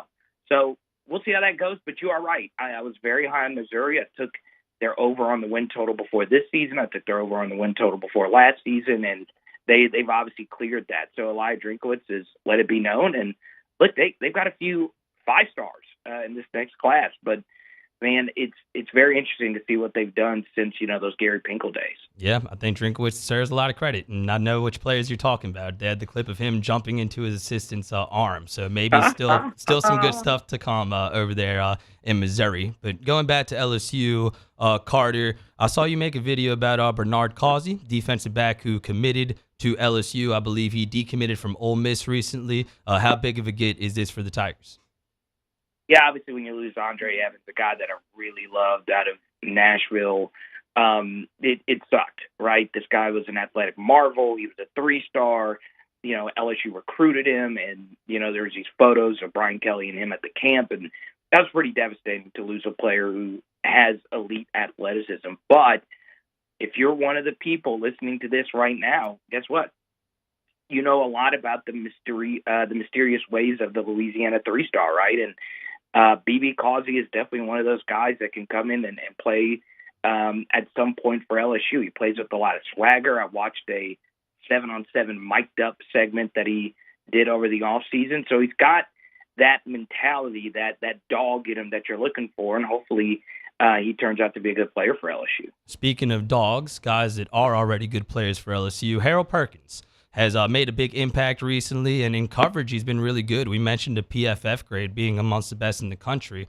A lot of people seem to still think he should be pass rushing more. We'll see what role he plays against Alabama, but at the end of the day, he's been asked to do a lot, and he's done really well doing those things. So how would you describe the year that Harold Perkins has had so far? Yeah, it's interesting to bring up the Missouri game, right, Mario, because that was the first big Perk game of the season, right? He was affecting field goals. He was dropping back in the coverage. He was basically doing whatever it took to win that game. And that performance, I know when we think Harold Perkins, we think Alabama, we think Arkansas of last year.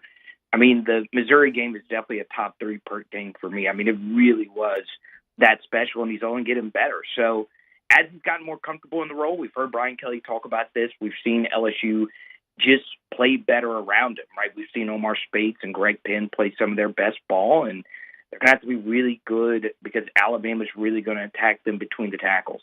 We can't lead this conversation without bringing up Jaden Daniels, someone who I think should be a bigger part of the Heisman conversation, even with LSU having the 2 losses. But Jaden, has he kind of played up to your standard coming into the season? Has he surprised you? And how confident are you in Jaden Daniels, arguably the best player on the field, going into this matchup with Alabama? Yeah, if you're an LSU fan listening to this, it's pretty incredible to say that this is the second time in 5 years you can bona fide say that you have the best quarterback in college football leading your team, right?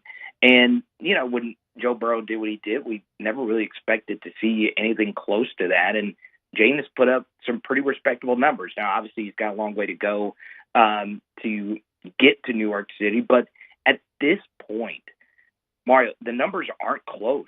You're just a hater right now if you don't believe that this guy at the very least deserved to be in New York. And look, I know ESPN left him out of their little Heisman poll yesterday on Twitter, and I got a few feathers ruffled, but man, he is truly special. There's just so many plays you can point to that were just superhuman, right? DJ Chester comes in the game once again versus Missouri, and Jaden Daniels gets a low snap, and Chester played really well in that spot, but he's one-on-one versus a linebacker just straight up. He couldn't just run around him. He just ran right through an arm tackle and then hurdled an offensive lineman on the ground to pick up those yards. Those are the types of plays, Mario, you look for when it comes down to Heisman moments, those special moments. And honestly, when you look at the Caleb Williams of the world, the Michael Penixes of the world, they just don't have as many of those moments as Jaden has had this season. So I understand. I'm doing this segment right here next to a Jaden Daniel bobblehead in my studio that all my viewers see every time I go live. But, man, he has truly been special, and it's been a lot of fun to see. It has, and I'm sure it will be in a couple of weeks as well. You mentioned LSU has a bye week this week, but you still got some good matchups this weekend. Wanted to ask you which ones you're looking the most forward to. You had the cocktail party between Georgia and Florida. A lot of points there on the spread. That's interesting to me. You got Oregon and Utah matching up, and then Duke and Louisville should also create for an interesting matchup. A couple of ranked teams there. Anything in particular you're looking forward to this college football weekend? Yeah, one thing I want to see happen, I hope Purdue versus Michigan. I hope Purdue just does something hilarious as far as this scandal is concerned, right? Just every single play, have the quarterback run to the sideline, or when you do signs, just do like the YMCA thing and just troll Michigan on the. I mean, there's an opportunity for Ryan Walters to do the absolute funniest thing. But yeah, obviously Washington USC is a big one, right? This is a game, involving Jaden Daniels and two other quarterbacks that are competing for the Heisman Trophy that had rough performances this past weekend. So I'm going to be interested to see how Michael Penix and Caleb Williams. Actually, no, this is a game 2 weeks from now. I'm looking at the wrong. I have Week 10 pulled up. Huh? Yeah, I was confused there. USC's got Cal. No, because I moved it because of the LSU Alabama thing. So yeah, Michigan obviously on a bye. Well, guess what? That gives Purdue even more time. I know all your viewers are probably, what the heck is this guy talking about? But yeah, for me, Oregon Utah is an absolutely massive one, right? Bo Nix going on the road here versus a Utah defense that is ferocious, and Utah, going old school here, has got some guys playing two ways now. So going to be interesting to see if Oregon could go on the road 6.5-point favorites. And Mario, this is a game that traditionally has gone under these last couple of seasons. This number sits at 47.5. I feel as if we could see more scoring than you would expect in this one, and hopefully we get a shootout here in the bye week. But totally my apology looking at Week 10. All good, man. Mistakes happen. We all make them. The Pelicans didn't make many, though, last night. I mean, I guess they had 21 turnovers, so maybe that's not factual. But how about them Pels, baby? Look healthy, finally. I know you're excited. Maybe we make it out to some games this season. What did you think of the Pels last night? Yeah, I'm going to try and go to this Nuggets game here in a few weeks. But yeah, obviously they looked amazing. I am very interested to see how this division plays out with Luka and Wemby and all the buzz surrounding them. But yes, that I go back to Holden May. I was listening to some of the interview he did recently with Nance, and him talking about Zion being a planet was so fascinating to me. If Zion is Zion, the Pelicans should comfortably, and I mean comfortably, make the playoffs. And I found it interesting. Charles Barkley on opening night was talking about some contenders, and he mentioned the Pelicans just kind of out of midair. So hopefully it happens, because the clock is running here on this score. Well said. Carter the Power Bryant giving us a few minutes like he does a lot of the time. Check out his show. Carter, thanks for bringing the energy. Thanks for the time as always, my friend. Hope to see you soon. Check it out, Power Hour LSU. Mario, we'll talk soon, baby. Give me your best. Let's go. Let's go. Man, I'm kind of struggling with my voice right now. I'll do better next time, I promise. But go catch Carter's Let's Goes on his show. He does a great job. Always appreciate the insight. Getting more and more excited for this Alabama game. We have a full weekend of college football coming up here, but I'm really excited for 2 weeks from now. High stakes for LSU and for Bama, and I'm sure we'll get a lot of developments before next Saturday night. All right, we'll break. We'll come back. We'll discuss an update to this Michigan sign-stealing situation, one that involves LSU. That's coming up on the other side. This is Off the Bench on 104.5 ESPN Baton Rouge. Off the Bench with Hester and T-Bob. ESPN Baton Rouge, New Orleans, Alexandria, and 1130 The Tiger. Our listeners fire off their opinions on the JimsFirearms.net hotline at 499-1045. Keep listening for your next chance to shoot us your thoughts with the JimsFirearms.net hotline on 104.5 ESPN Baton Rouge. Bayou Ford is taking $10,000 off MSRP on select new 23 Ford F-150 trucks. And all new Bayou Ford vehicles come with a 1 million mile warranty. The crew at Bayou Ford is going to do right by you. Electricity is all around us, and our families depend on it. Every day is sparked by the power of a cold drink or a warm meal, a movie night, and a comforting light at the end of a dark hallway. From sunrise to sunset, playtime to bedtime, our team is ready to take care of your electrical needs. Even in the case of an after-hours emergency, the light in your life shines brighter with Mr. Electric. When is a taco more than just a taco? When it's Government Taco. Voted best tacos 3 years in a row by 225 Magazine, Government Taco puts the most delicious spin on tacos the capital area has ever seen. With creative combinations like the Magna Carrot, the Filibuster, or the Steak of the Union. Plus perfect tortilla chips paired with the best salsa and queso you've ever had. And happy hour every day from 3 to 6 p.m. and all day on Thursday. Government Taco, 5621 Government Street. Life in Louisiana is like a run-on sentence. A poem that doesn't rhyme. Life is here, now. For life's moments, big and small, always there. The right card, the right care. The Windsor Senior Living Community in Mandeville, Louisiana is a beautiful, vibrant apartment community geared toward seniors. They are nestled right in the heart of Mandeville, where seniors live a more carefree lifestyle in spacious apartments with the peace of mind that comes from having a little extra help. Call the Windsor at 985-624-8040 to schedule a lunch and tour. Come see how the Windsor can be your passport to peace of mind. I've been doing business with Luba for 25 years. They're dependable, trustworthy. It's just the attention to detail with our clients. Our folks have years and years of experience. They're highly trained professionals. But many companies have that asset. What I'd like to think makes Luba a bit different is that we use those talents in a way that truly is dedicated to serving the needs of the folks who depend on us.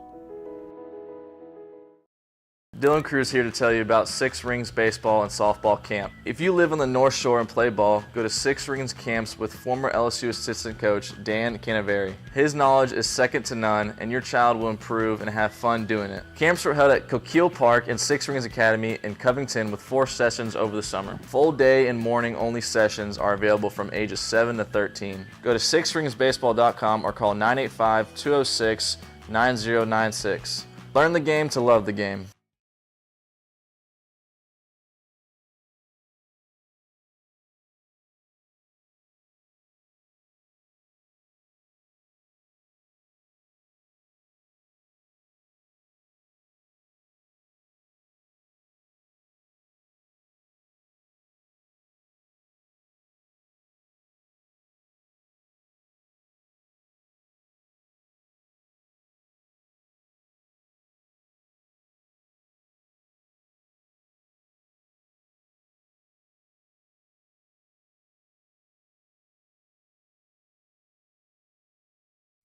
Our Tigers don't play this weekend. We're still going to bring you some football this Saturday. It's the world's largest outdoor cocktail party where the Florida Gators will take on the Georgia Bulldogs at 2:30. To hear that game, tune in here on 104.5 ESPN Baton Rouge.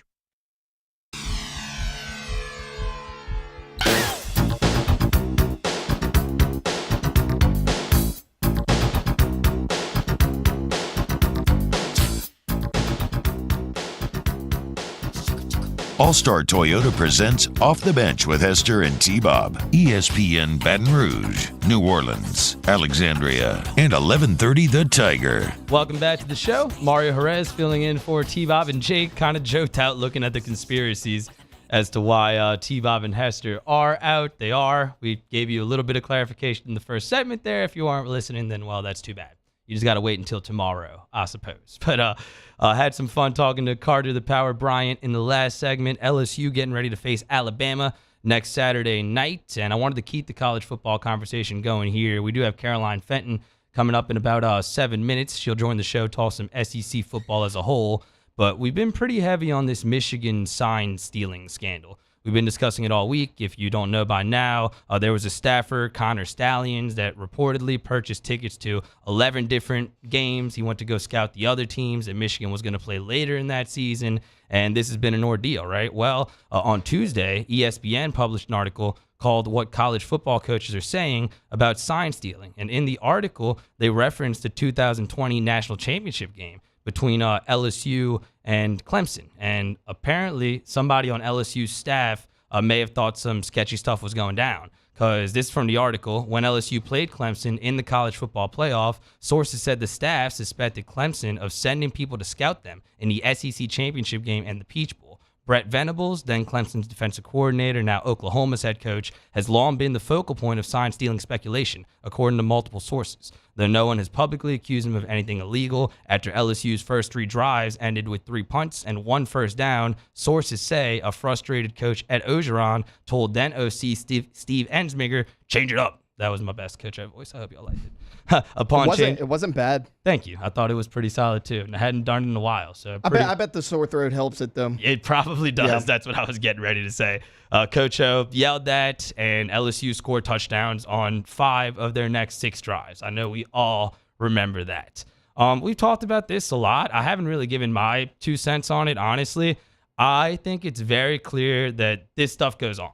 It's like an ethical thing, kind of like, players getting paid back in the day before all this NIL stuff. Like, it happens. If you get caught doing it, you're going to get in trouble, but a lot of people do it. The majority of people do it. Hester has talked about it and talked about how good Flynn is at doing that kind of stuff. Multiple coaches, Matt Rule, Deion Sanders, they say these kind of things go down. But here's my thing. Michigan just made it way too obvious.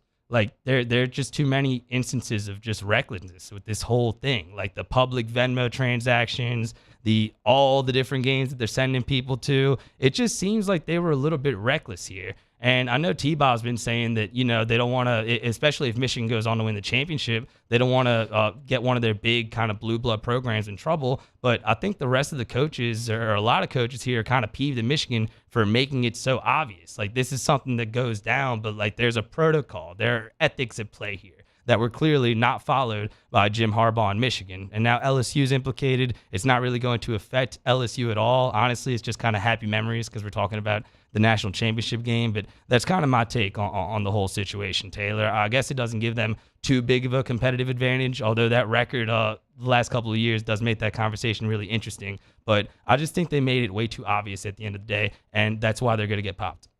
Yeah, and you can understand why coaches across the country, Matt, because like you said, Mario, this probably goes on at most programs. I imagine if you did some digging, you'd find it. It was one of those things where it's like the NCAA probably had a pretty good idea that this was going on. They kind of looked the other way. Michigan was so egregious in their ability to do it that now there's a spotlight being shined on this, and every single program is under the radar.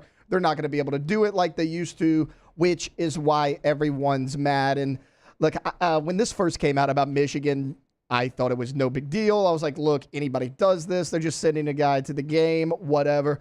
That record T-Bob brought up the other day said a lot to me because, look, I know that everyone wants to claim that Jim Harbaugh is a top 5 coach in college football. And for the last 2 to 3 years, he has been. Mm-hmm. But let's not act like he was basically Jimbo Fisher the first 5 to 6 years he was at Michigan. I mean, they were ready to fire that dude, and that's his alma mater. So there may be a little bit more to this scandal than we're reading on the surface right now, because those numbers, yeah, he was able to turn it around, and you could say, well, he just had time to build his program. Did he need 5 years? I mean, did it need to take that long? So while I think it's blown a little bit out of proportion, I do think that there is something to this. It could have given him some type of hidden advantage. Yeah, fair or unfair.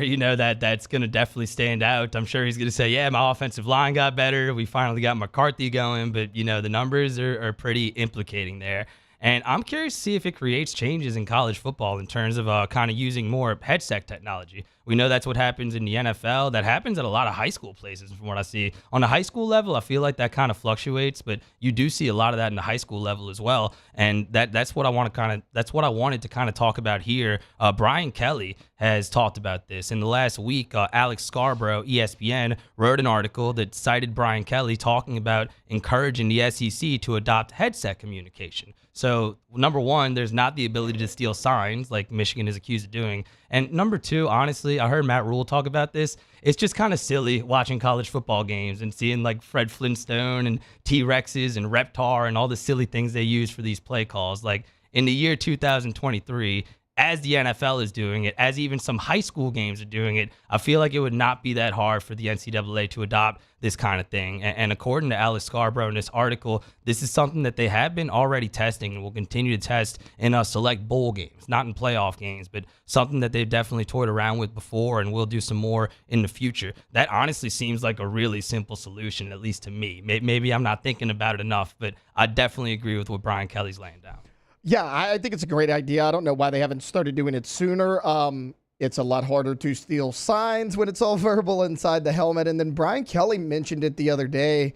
He was talking about the Auburn game. He's like, look, typically when we're at home, we do the traditional look at the sidelines, give the hand signal, do the verbal cadence. He goes, it was so loud in our own stadium that we had trouble doing the verbal cadence. We had to go to a silent count because the rest of the offense couldn't hear Daniels call out the play. You go to the headset, you don't have to worry about that whether you're home or away. I think it's a good idea across the board. Yeah, it just seems like a really kind of simple fix, and it's crazy that maybe it takes something like this to happen for that to be implemented. But this is something that's not going to go away. I would think it's a big distraction for Michigan the rest of the season. And like I said, it's clear that this kind of stuff does happen, but there's still ethics. There's still like some kind of unspoken protocol that you have to follow, and Michigan has not done that, not at all. So this is something we'll continue to discuss. I definitely agree with Brian Kelly's sentiment. We should upgrade our technology here, use everything at our disposal in the year 2023.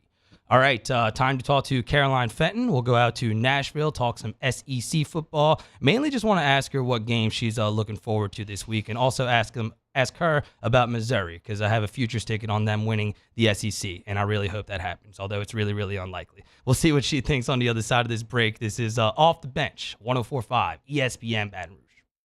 Off the Bench with Hester and T-Bob. Go to getgordon.com, getgordon.com. There you can find all the answers. If you can't get to the phone right now because maybe you're already at work, you can't dial the 8s, that's okay, because on the website, you can have a chat right there on the website, and you can find past client results. You can find cases they can handle for you. All that is on the website. Again, getgordon.com. At getgordon is the handle on all major social media as well. Get Gordon today, 225-888-8888, any area code, and then the 8's there. And look, man, you go follow him on social media at Get Gordon, where you can check out some sit-downs with some of your favorite athletes, right? Remember, it was this Alabama game last year, Jake, that I think got Jaden Daniels on the G team. On the G team, yeah. Right after this, right? Who will emerge this year to be the hero that will later get on the G team? So get Gordon on Instagram, wherever. Check out the Grubbin' with G series. Also, LSU women's basketball right around the corner. Remember, the entire women's team on the G team. Get Gordon, get it done today.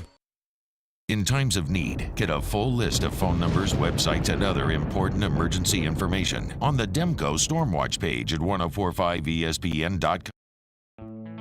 The importance of doing this fortified program and offering it to people down here is, number one, the only real chance you're going to get to do this is when you put on a new roof or build new. And through companies like HUDCO, who's kind of leading the way in this thing, it's going to offer the customers a huge advantage in the insurance market and the price of their insurance. You know, we're not looking to make a fortune off fortifying. We're trying to give you a better product than our competitor at the moment. I'm trying to do something that he can. I'm trying to give you something better. So a lot of these insurance shops, you're getting a re-roof, you're only paying your deductible. Let's sit down and talk about the fortified and let's see what it does to your insurance premium. You're getting a steal. Yeah. You're getting a brand new roof and a fortified certificate for your deductible, essentially. I think we're rocking and rolling.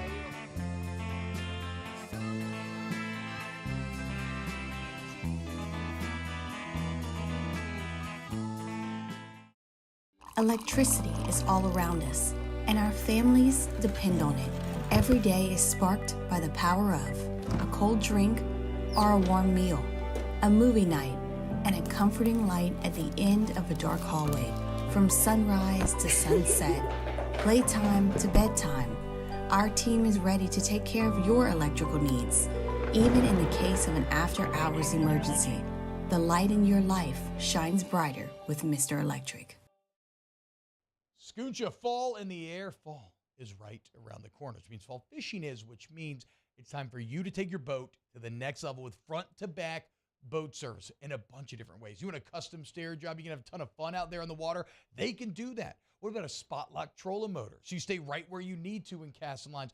Or sonar that's let you see the fish under the water before you cast.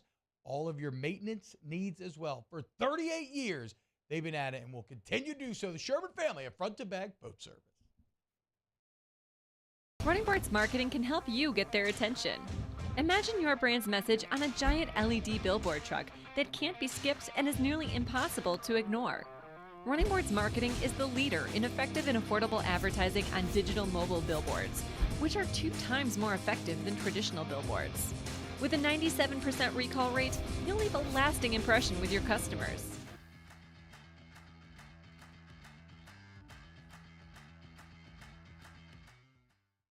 Gulf Coast Office Products is a nationally recognized Savin office equipment dealer based right here in Louisiana. Over 100 employees strong, Gulf Coast has the boots on the ground to support all vertical markets, from education, engineering, legal, and finance. With the latest in office technology, from desktop to production segment units, Gulf Coast and Savin have the perfect fit for you. Call 225-756-2644. That's 756. For a Football Friday on Off the Bench as we preview the weekend, including Saints versus Colts and LSU versus the bye week. Plus, we put together our weekly pontoon parlay and we recap the Pelicans season opener. Off the Bench, 7 to 10 a.m., 104.5 ESPN Baton Rouge.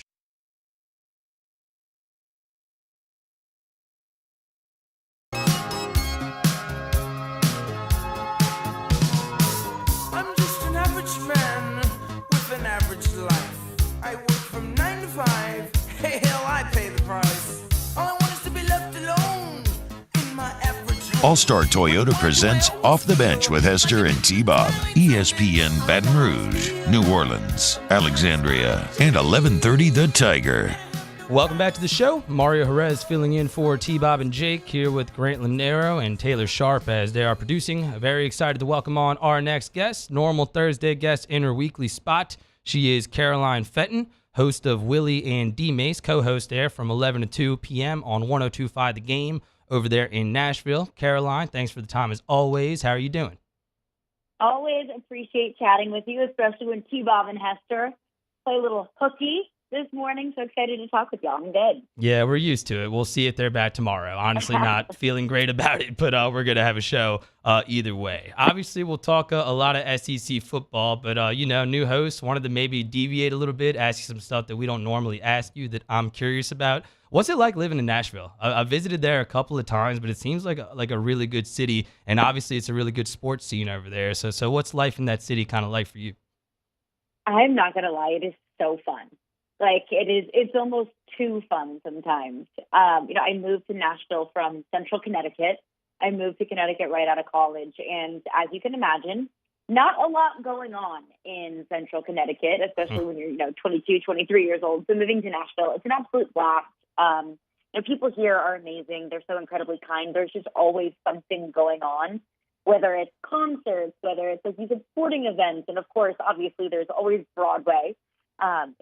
It's an absolute blast. And I think one thing that always gets overshadowed by the bachelorette parties and the party buses and the pink cowgirl hats in Broadway is the fact that this is a city that's really just built on creativity, whether that's food or music or art or just interesting, cool things to do. There's always, a heartbeat of the city that's based in, innovation and creativity. So I love it. Welcome visit. It's a blast. That's awesome. Appreciate you indulging me. Need to visit there. I remember there being really good barbecue in Nashville. But getting good barbecue too. Yes, I'm definitely trying to get more soon. But going into the football a little bit here, Caroline, LSU, obviously in a bye week right now. They've had some bad injury news in the secondary, but now they get some good injury news with Emory Jones coming back, shore up that offensive line. We're still a little bit ways away. We might have some new developments before this game, but as it stands right now, how are you feeling about LSU versus Alabama in Tuscaloosa next Saturday?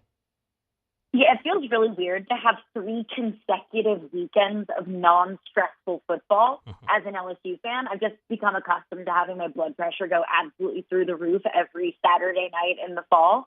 But, blowout Auburn, obviously blowout Army last weekend, and then a bye this week. It feels strange to not be stressed out.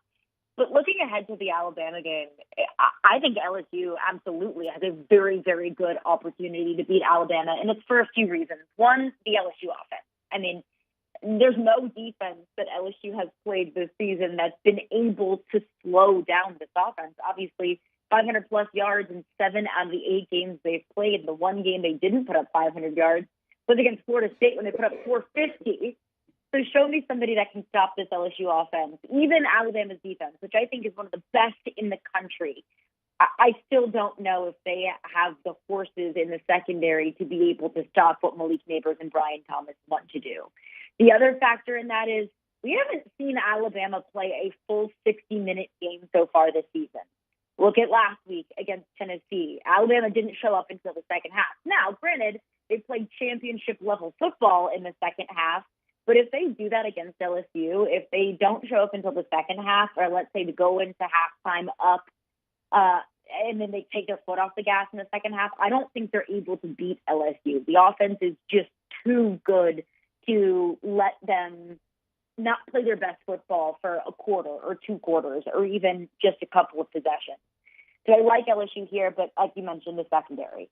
I mean, the secondary is a concern. And I feel worse about this defense now than I have all season long, which feels weird coming off of a shutout against Army. Feels weird after giving up only 150 passing yards to Auburn a couple weeks ago.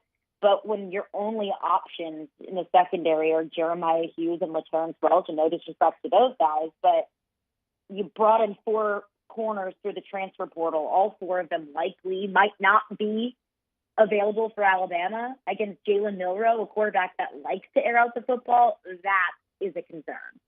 Yeah, it's going to be interesting to see. And we do have a good slate in the SEC this weekend, although LSU and Alabama both in their bye. And kind of wanted to go game by game, at least, with as much time as we have, discuss what's going on this weekend. And we had the cocktail party going on this Saturday, 2:30 kick between Georgia and Florida. I feel like it's been kind of a weird season for Florida, right? It started so poorly in Utah, although they look really good right now. And you took the loss to Kentucky a couple weeks ago. But other than that, I'd argue Billy Napier's group's been pretty resilient. They come from behind, beat South Carolina on the road last week. I thought that was a really good win. As it stands, they're a 14.5-point underdog against Georgia. But obviously the Bulldogs hurting without Brock Bowers for the foreseeable future. So how are you viewing the cocktail party in Jacksonville, Bulldogs and Gators this Saturday? I mean, it's always one of the best rivalries every single year. Sometimes I think there are some rivalries in neutral sites that I'm like, does this really deserve a neutral site? Like Texas A&M Arkansas. Does it really need to be in Dallas? But I think there's 2 rivalries, Florida, Georgia, and Texas, Oklahoma, that warrant a neutral site. And it works because the juice is brought even when it's away from one of the home campuses. So it's always going to be a fun game. Without Brock Bowers, Georgia is going to be interesting. I did a show with Aaron Murray yesterday on SiriusXM, and he said, this Georgia offense is going to be more explosive without Brock Bowers. And I was like, do you hear yourself? It's Brock freaking Bowers. He's one of the best players in college football, if not the best player in college football. So it'll be interesting to see how Carson Beck reacts to not having that security blanket in Brock Bowers, and how Georgia offensive coordinator Mike Bobo kind of tailors the game plan of not having that check down to number 19 and not having Brock Bowers' reliability and yak ability in the passing game. So I think it's going to be interesting, but I also think that we might be overinflating what Florida did against South Carolina. I've heard a lot of talk of, is this the game where Georgia falls, the first game in over 2 years? Is this the time that Florida's able to get Georgia and knock them off because no Brock Bowers and Florida looked really good last week? I look at Graham Mertz. He put up over 400 yards passing, 3 touchdowns, no interceptions against South Carolina. Really impressive. South Carolina also has one of the worst pass defenses in college football, worse than LSU, actually. If you can imagine that. Georgia has the 6th ranked pass defense in all of college football. So I think that Graham Mertz in this Florida offense really is going to struggle. And while Georgia might struggle without Brock Bowers, I think that this is a game that Georgia is able to win and win handedly. Yeah, to your point about Florida, we're about to find out. It's going to get real with the back end of this schedule. They got Georgia, Arkansas, at LSU, at Mizzou, and then closing out the season against Florida State. So we're about to find out what Billy Napier and company are made of. Looking elsewhere in the SEC, this game is interesting to me. South Carolina is at Texas A&M. As it stands, the Aggies a 14.5-point favorite, but these are two teams kind of in a delicate situation coming into this game. South Carolina has really disappointed this season. We know Spencer Rattler, as talented as he is, has been really inconsistent, and they have been awful in the trenches, losing to Florida last week. And then Texas A&M, a loss here could potentially doom Jimbo Fisher. You never know when it's that kind of situation. So like I said, the Gamecocks and the Aggies both kind of hurting coming into this game. How do you view this matchup? Yeah, I've said that there are two people or groups of people in the SEC that deserve more. One is the Texas A&M fan base. I mean, it's year 6 with Jimbo. We got to start winning some football games. We got to start beating Alabama consistently. We can't be losing these games. And I think the second, person that deserves more is Spencer Rattler. He's playing at an incredibly high level. I've said all season long, if you put an Alabama jersey on Spencer Rattler, he might be a Heisman Trophy contender. But he's got nothing around him. He's got Xavier Legette to throw to in the passing game. He's got no protection. And that defense is absolutely atrocious. So this is interesting. Like you said, these are two, fan bases that need a win. But I have to say that Texas A&M needs it more. If you're a Texas A&M fan, you can step away from these past two losses, at home against Alabama, just against a really good Alabama team, and they gave them a good fight.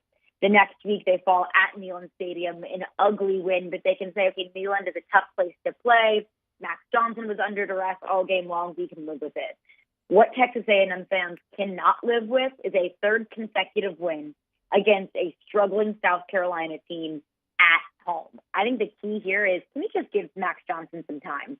Can you give him some protection? Because he was running around Neyland Stadium all Saturday long a couple weeks ago before their bye week. So it's going to be tough for Texas A&M to try and find some protection for Max Johnson. For some reason, that offensive line that has 5 stars all over it just can't quite seem to click. But I think that this is a get-right game for Texas A&M. Honestly, I think they're going to be able to win this game by 2 scores.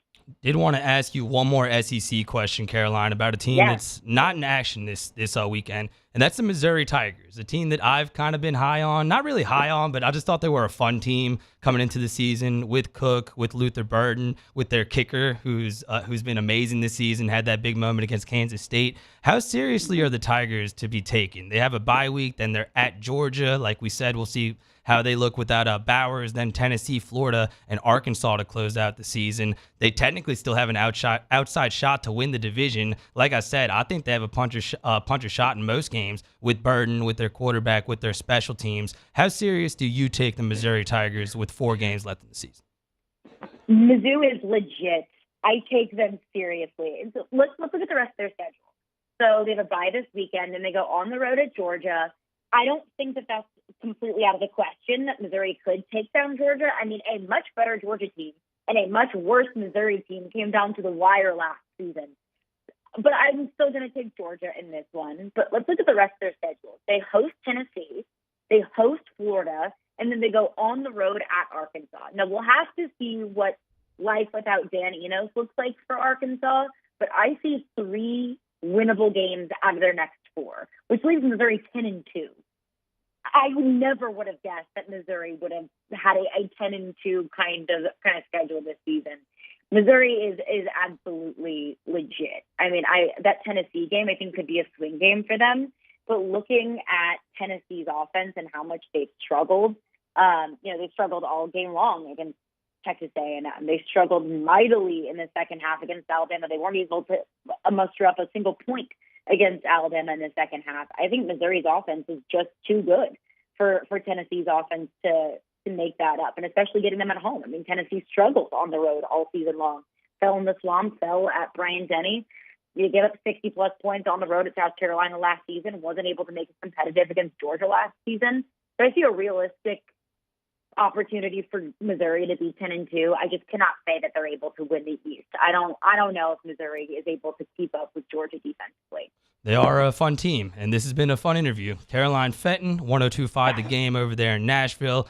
We appreciate the time, and you do really good work, Caroline. I've been following you for a while now. I know you were at Tiger TV, LSU, a couple years after I graduated. It's really impressive, kind of the body of work you've created for yourself, and we enjoy talking to you every week. Thanks for the time. I I really, really appreciate that. Always enjoy this every Thursday. Y'all enjoy your weekend. And come see me soon in Nashville. Yes, ma'am. Will do. Get some barbecue. Sounds good. Caroline Fenton giving us some insight, talking some SEC football as she does every Thursday morning. All right, 1 segment left in hour number 2. We'll talk some foolishness. We'll kick off hour number 3 with Big Deal, No Big Deal, and get to Chef Michael Johnson for a new edition of Munchies. That's coming up in the third hour. This is Off the Bench, 104.5 ESPN Baton Rouge. Off the Bench with Hester and T-Bob. K to Z window coverings, KTOZblinds.com is the website. Go take advantage of K to Z today. You get those window coverings that, wow, custom blinds, windows, plantation shutters. It's all there for you at K to Z. And, well, look, I don't care if maybe you have a like a man cave, a theater room, an office, a bedroom, an outdoor living space, because it's not as interior to exterior as well. Both in function and form, you're going to find no one better than K to Z when it comes to taking your home to the next level. So have them out there today, KTOZblinds.com. Yeah, T-Bob said it, interior, exterior. For us, it's going to be the exterior. I'm fired up about it because, look, you want to go outside. You want to enjoy that outdoor kitchen. You want to watch some football out there. Well, maybe the sun's shining too much, or maybe you want to cool down. You can drop that shade, and you can have that right there in your backyard, in your kitchen, KTOZblinds.com. Our listeners fire off their opinions on the jimsfirearms.net hotline at 499-1045. Keep listening for your next chance to shoot us your thoughts with the jimsfirearms.net hotline on 104.5 ESPN Baton Rouge. Scoocha, fall in the air. Fall is right around the corner, which means fall fishing is, which means it's time for you to take your boat to the next level with front-to-back boat service in a bunch of different ways. You want a custom stair job? You can have a ton of fun out there on the water. They can do that. What about a spot lock trolling motor? So you stay right where you need to in casting lines. Or sonar that's let you see the fish under the water before you cast. All of your maintenance needs as well. For 38 years, they've been at it and will continue to do so. The Sherman family of front-to-back boat service. There it is, the extra mile, on the border of expected and extraordinary for those willing to go further, like vans customized for work or play, with safety and tech to keep you connected, supported by a 5-star sales, service, and finance team, and backed by the 1-star you know. So go the extra mile. It's never crowded, because so few have what it takes to go there. Mercedes-Benz Vans. Follow us on Twitter at 1045ESPN to cast your vote in the Citizens Bank and Trust Poll of the Day. Vote daily inside Off the Bench, live at lunch on Palmer. And after further review, Citizens Bank and Trust brings you the Poll of the Day via Twitter at 1045ESPN.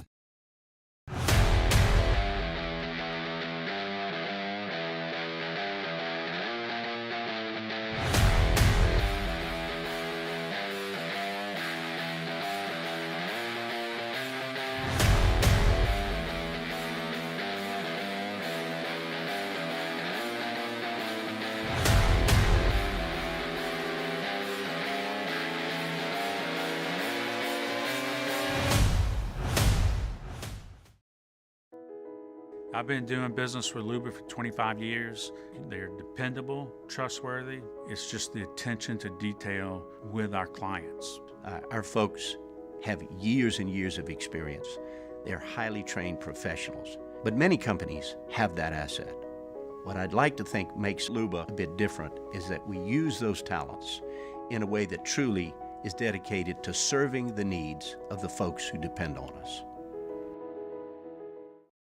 Dylan Cruz here to tell you about Six Rings Baseball and Softball Camp. If you live on the North Shore and play ball, go to Six Rings Camps with former LSU assistant coach Dan Kingsbury. His knowledge is second to none, and your child will improve and have fun doing it. Camps were held at Coquille Park and Six Rings Academy in Covington with 4 sessions over the summer. Full day and morning only sessions are available from ages 7 to 13. Go to sixringsbaseball.com or call 985-206-9096. Learn the game to love the game. Electricity is all around us, and our families depend on it. Every day is sparked by the power of a cold drink.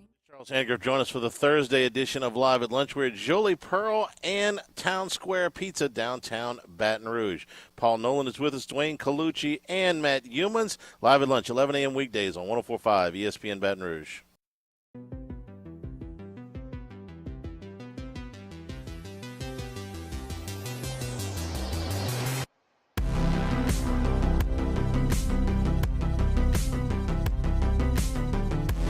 All-Star Toyota presents Off the Bench with Hester and T-Bob. ESPN Baton Rouge, New Orleans, Alexandria, and 1130 The Tiger. Wrapping up hour number 2 here on Off the Bench. Mario Jerez filling in for T-Bob and Jake. Appreciate all the interaction today. Appreciate y'all being here. My throat's kind of killing me, honestly, but we're pushing through. This is kind of a seasonal thing. Everybody's going through similar stuff right now, it feels like. But it's been a really fun show so far. Shout out to Carter the Power Bryant and Caroline Fenton for hopping on in the last hour. I thought we'd end this hour talking a little bit of fantasy football because we have a team here, a league off the bench. There we go. Learn to talk, Mario. You do it for a living. And Taylor has an update. I'm doing pretty well. You're doing pretty well, I believe. T-Bob, not so much. So what do the standings look like? Yeah, so it's actually pretty tight right now. 1 through 9 are only separated by a total of 2 games. Okay. So that's really tight. Megan, Caroline, and Devin Snow are all 5-2. Devin's record's going to come down a little bit. Flynn, you, and Jacob Hester all 4-3. Myself, Rivers Huey, and Danny Cardenas are all 3-4. So 1 through 9 only separated by 2 wins. And then, Mario, we get to 10th place. Mm-hmm. Pulling up the rear is Mr. T-Bob Hebert with an 0-7 record. We got like 30 seconds. Can you pull up T-Bob's starting lineup and tell me how many people on IR are in there? Because hold the bet. T-Bob's starting lineup for this week. Bad when he showed us. Anthony Richardson on IR. He's actually the only one. He's got Bijan Robinson and Miles Sanders, Devontae Smith, DeAndre Hopkins, Dallas Goedert, Cooper Kupp, Brandon McManus, Ravens defense. So right now he's only got 1 guy on IR, but last week he had 2 or 3. Will T-Bob win a game, even with just those kind of people? Will he go for this season? If he gets a new QB, he's projected 98 points without a quarterback right now, so he might actually be okay. All right, there's your fantasy football talk for the day. We open up hour number 3, big deal, no big deal, ESPN Baton Rouge. Off the Bench with Hester and T-Bob. Bayou Ford is taking $10,000 off MSRP on select new 23 Ford F-150 trucks. And all new Bayou Ford vehicles come with a 1 million mile warranty. The crew at Bayou Ford is going to do right by you. I've been doing business with Luba for 25 years. They're dependable, trustworthy. It's just the attention to detail with our clients. Our folks have years and years of experience. They're highly trained professionals, but many companies have that asset. What I'd like to think makes Luba a bit different is that we use those talents in a way that truly is dedicated to serving the needs of the folks who depend on us. It was a humid day, barefoot children play, looking for that summer shade. Time just slips away. Oh, Louisiana, some kind of hold on me. Like cypress stumps, your roots are planted deep inside of me. Running Boards Marketing can help you get their attention. Imagine your brand's message on a giant LED billboard truck that can't be skipped and is nearly impossible to ignore. Running Boards Marketing is the leader in effective and affordable advertising on digital mobile billboards, which are 2 times more effective than traditional billboards.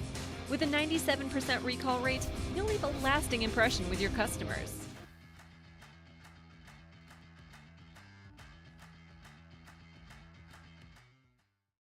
Gulf Coast Office Products is a nationally recognized Savin office equipment dealer based right here in Louisiana. Over 100 employees strong, Gulf Coast has the boots on the ground to support all vertical markets, from education, engineering, legal, and finance. With the latest in office technology, from desktop to production segment units, Gulf Coast and Savin have the perfect fit for you.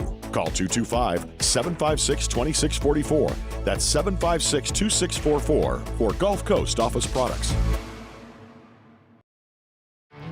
There it is, the extra mile, on the border of expected and extraordinary, for those willing to go further, like vans customized for work or play, with safety and tech to keep you connected, supported by a 5-star sales, service, and finance team, and backed by the 1-star you know. So go the extra mile. It's never crowded, because so few have what it takes to go there. Mercedes-Benz Vans. His name was King.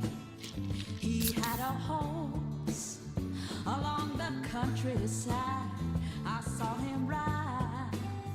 One day they found him.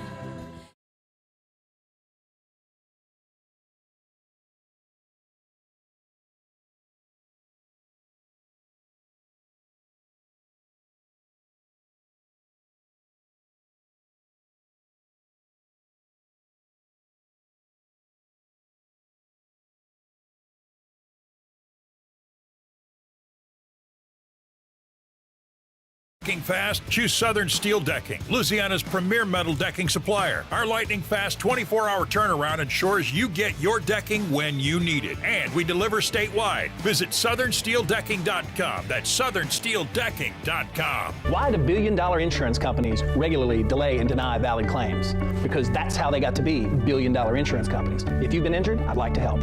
Spencer Callahan is the one to see. Call 387-2323. LA filing number 16-7969. WNXX, Jackson, KNXX, Donaldsonville, and WDGL HD2 Baton Rouge. This hour brought to you by Spencer Callahan Injury Lawyers, LA 21-12681. Offices in Baton Rouge.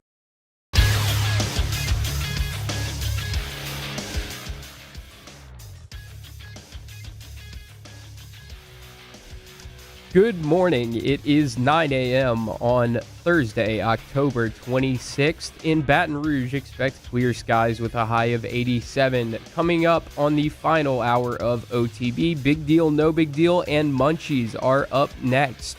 You can follow the show on Twitter, Instagram, and TikTok at OTB_ESPN or watch on the 104.5 ESPN YouTube channel. OTB OT, live from the Mercedes-Benz of Baton Rouge studio, starts now. All-Star Toyota presents Off the Bench with Jacob Hester and T-Bob Hebert. Yeah. Off the Bench with Hester and T-Bob. Hey, they said I got to come off the bench. All-Star Toyota presents Off the Bench with Hester and T-Bob. Yo. This is hour number 3 of Off the Bench. Mario Jerez here filling in for T-Bob and Hester. Grant Linero filling in for me in the audio producer's chair. Taylor Sharp is getting us on YouTube, also kind of acting as my co-host here today. Very fun first 2 hours of the show. Very heavy on LSU football. Starting to get more jacked up for that game against Alabama. Next Saturday night, shout out to Carter Bryant of the LSU Power Hour for coming on. Shout out to Caroline Fenton as well over there in Nashville, giving us some insight ahead of the SEC slate this weekend. LSU is off, but still a lot of good college football on deck for this weekend, and we have 1 hour to go. In a little bit, about 14 minutes, we will talk to Chef Michael Johnson and do a new edition of Munchies. My first time hosting Munchies. Pretty excited. Chef has kind of become a friend at this point, Taylor. I talk to that man every week. You know I love food. It'll be fun to finally ask him the questions for once. Is it going to be straight burger talk for 12 minutes? That's exactly what my girlfriend said yesterday. I'm excited. I like a good burger. I love burgers too. Maybe we'll get a little more creative. Ask Chef how he feels about cheese fries, which is my real favorite food. People think it's burgers, but really, I love me some cheese fries. That's right, Grant. The fat from the fries complements the fat from the grease. Ooh, man, that sounds good. Probably shouldn't eat that given my my kind of state right now. Anyway, we have a fun hour number 3 coming up. We will talk to Chef in just a little bit. Also, we'll wrap up with Ask the Bench in the final segment. But for now, let's, if we're ready here, let's lead off the hour like we do every Thursday with a new edition of Big Deal or No Big Deal. Big deal. Ain't no big deal. Big deal. No big deal. Big deal. No big deal. No big deal. No big deal.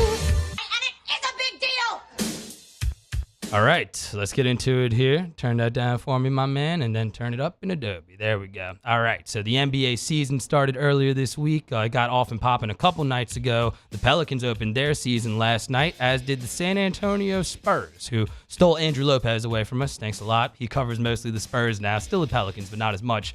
But one Victor Wembanyama made his NBA debut. He got in foul trouble, so the stat line not very gaudy. 15 points on 6 of 9 shooting, 5 rebounds, kind of got outdueled by Luka Doncic and company as the Mavericks got the win. But Victor Wembanyama making his NBA debut is a big deal, in my opinion. Y'all can give y'all's 2 cents as well. But the hype around this guy and just the measurables makes me think that he's going to be an excellent player. And I should have pulled up the tweet. That's a bad job by me. But I saw a clip of Brian Windhorst. Brian Windhorst, the guy who's made his career covering LeBron James and now talking about LeBron James. He said that Victor Wembanyama at this stage in his career is more skilled than LeBron was back in the day. Now, I've realized that praise coming from Brian Windhorst, how much that means. That's not just anybody saying that. That's the LeBron guy saying that. And his measurables, man, are insane. If you've ever seen this guy play defense, his wingspan, like 7'2", is crazy. And he can shoot the ball. And he's going to develop the rest of his skills, I'm sure, because Greg Popovich is his coach. So the Spurs this year, I think, will maybe be a fringe playoff team. I don't think they'll make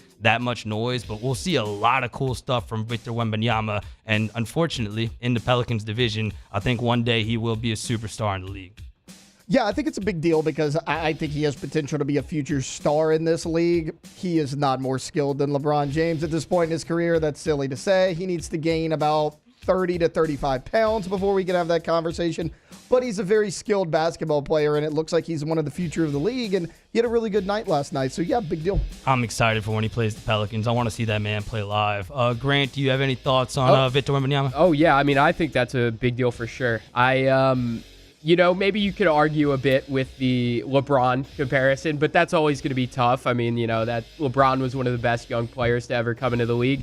But it's already evident that he's at a pretty high level all across the board. He's not going to be the type player, in my opinion, where he's just really weak on offense or defense, and he's got to come a long way on one of those sides. I think he's going to be a pretty balanced player from the start. It won't be perfect. There were some issues last night, and he's probably still got to put on a little weight, but he's going to be a very big deal in the NBA, I think. Hey, man, I agree with y'all. I'm just saying, coming from Brian Windhorst, that definitely holds a little bit of weight, always trying to shape that pro LeBron James narrative. But those are my thoughts on it. Taylor, you have an entry?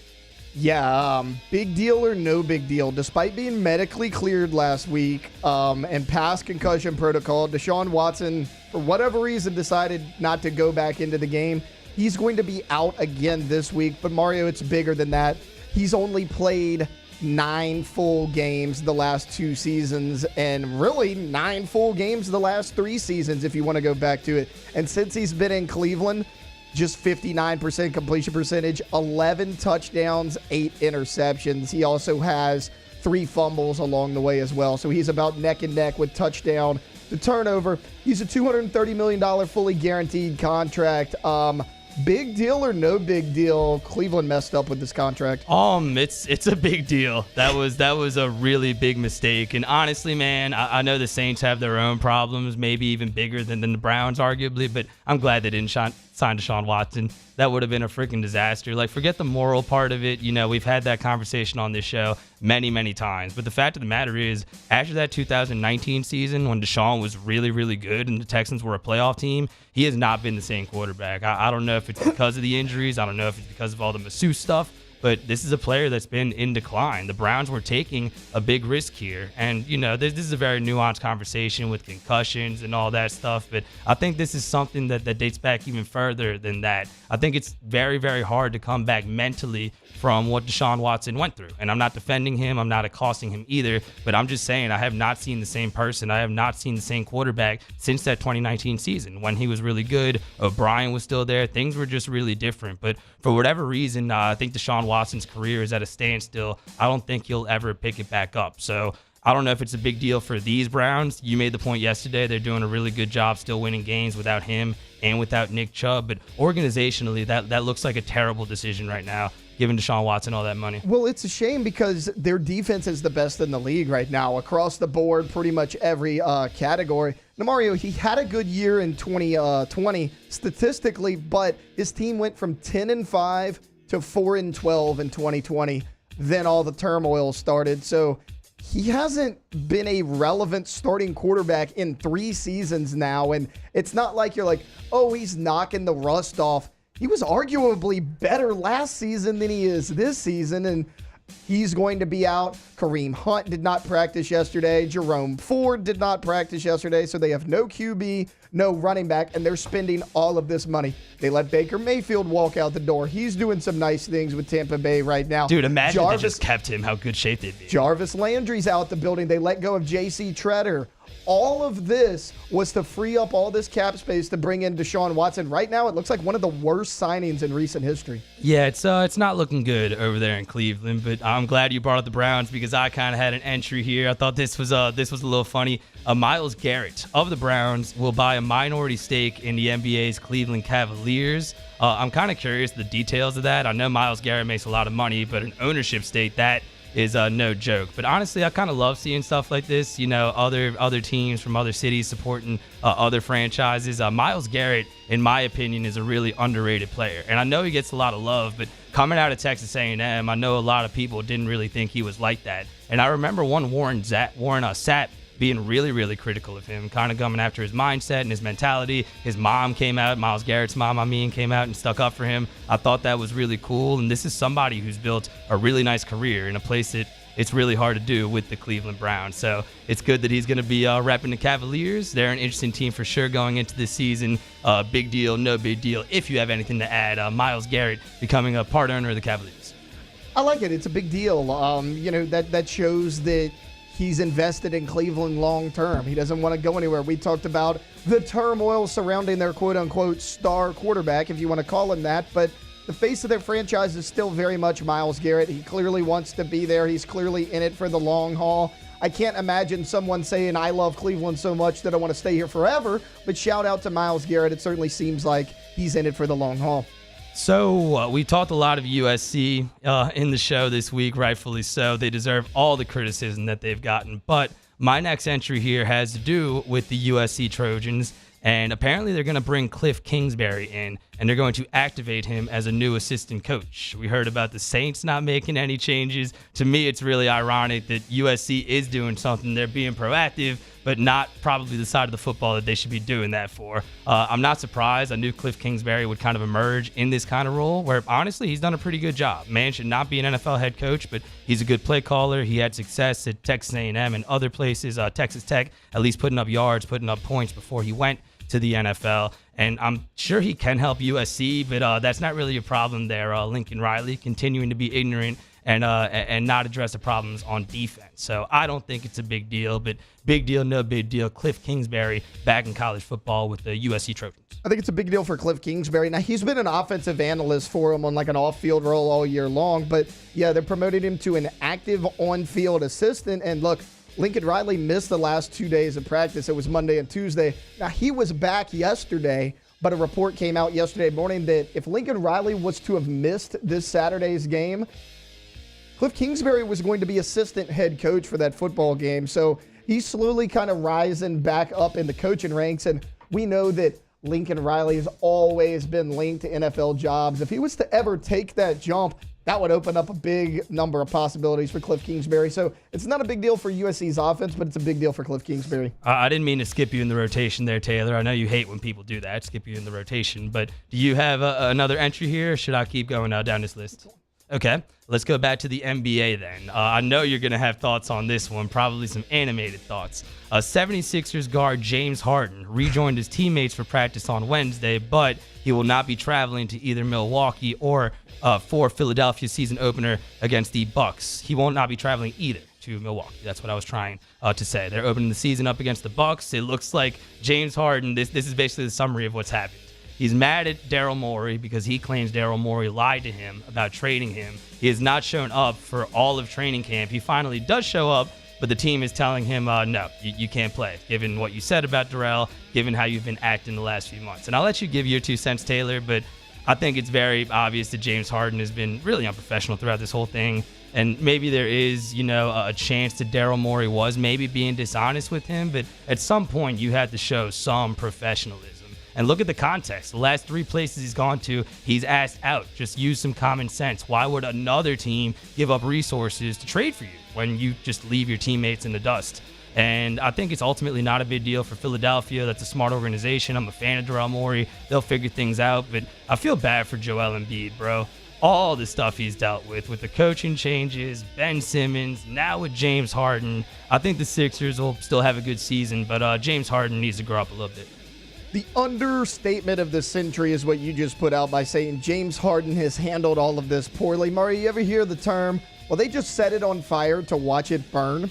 James Harden has done that to his own career. I mean, what's happening right now? The Thunder couldn't get rid of him quick enough because at the end of that tenure, there were rumors that he was a bad locker room guy. He goes to Houston under Daryl Morey, who gives him every single thing he could possibly want. He was running practices when he would actually show up. Then Westbrook came in there, and they're like, oh, well, it's Westbrook's fault. Westbrook takes a lot of flack from me as well.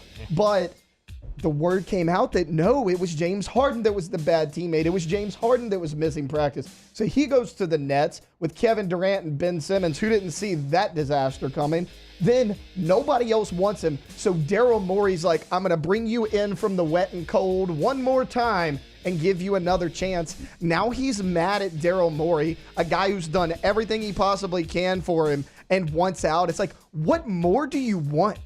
And why do you think people want you all of a sudden? Like, this is something like he was an MVP and he's just slowly falling down. And it's because of his own ego, man. It's sad to see. Well said. You do a lot of radio with me. The last year I've been kind of trying to give him props because he kind of, redid his game, was more a facilitator, and had a really good season last year with Philadelphia, led the league in assists. But you can't be acting like this, man. James Harden definitely needs to grow up a little bit. My last entry here, go back to college football. Cade McNamara, Iowa quarterback, confirmed that he is coming back for his senior season in 2024. If you can't tell, there's a little bit of a sarcastic enthusiasm here because I just think it's insane. Like what we were just talking about, the logic with USC and not fixing their defense. Is Iowa, and I know this is kind of a very surface level thought, are they not going through what LSU went through with Les Miles, but on steroids and for a much longer time? Like, you're going to win a lot of games. It's not factual to call Kirk Ferentz a bad coach. I get it. You've had success.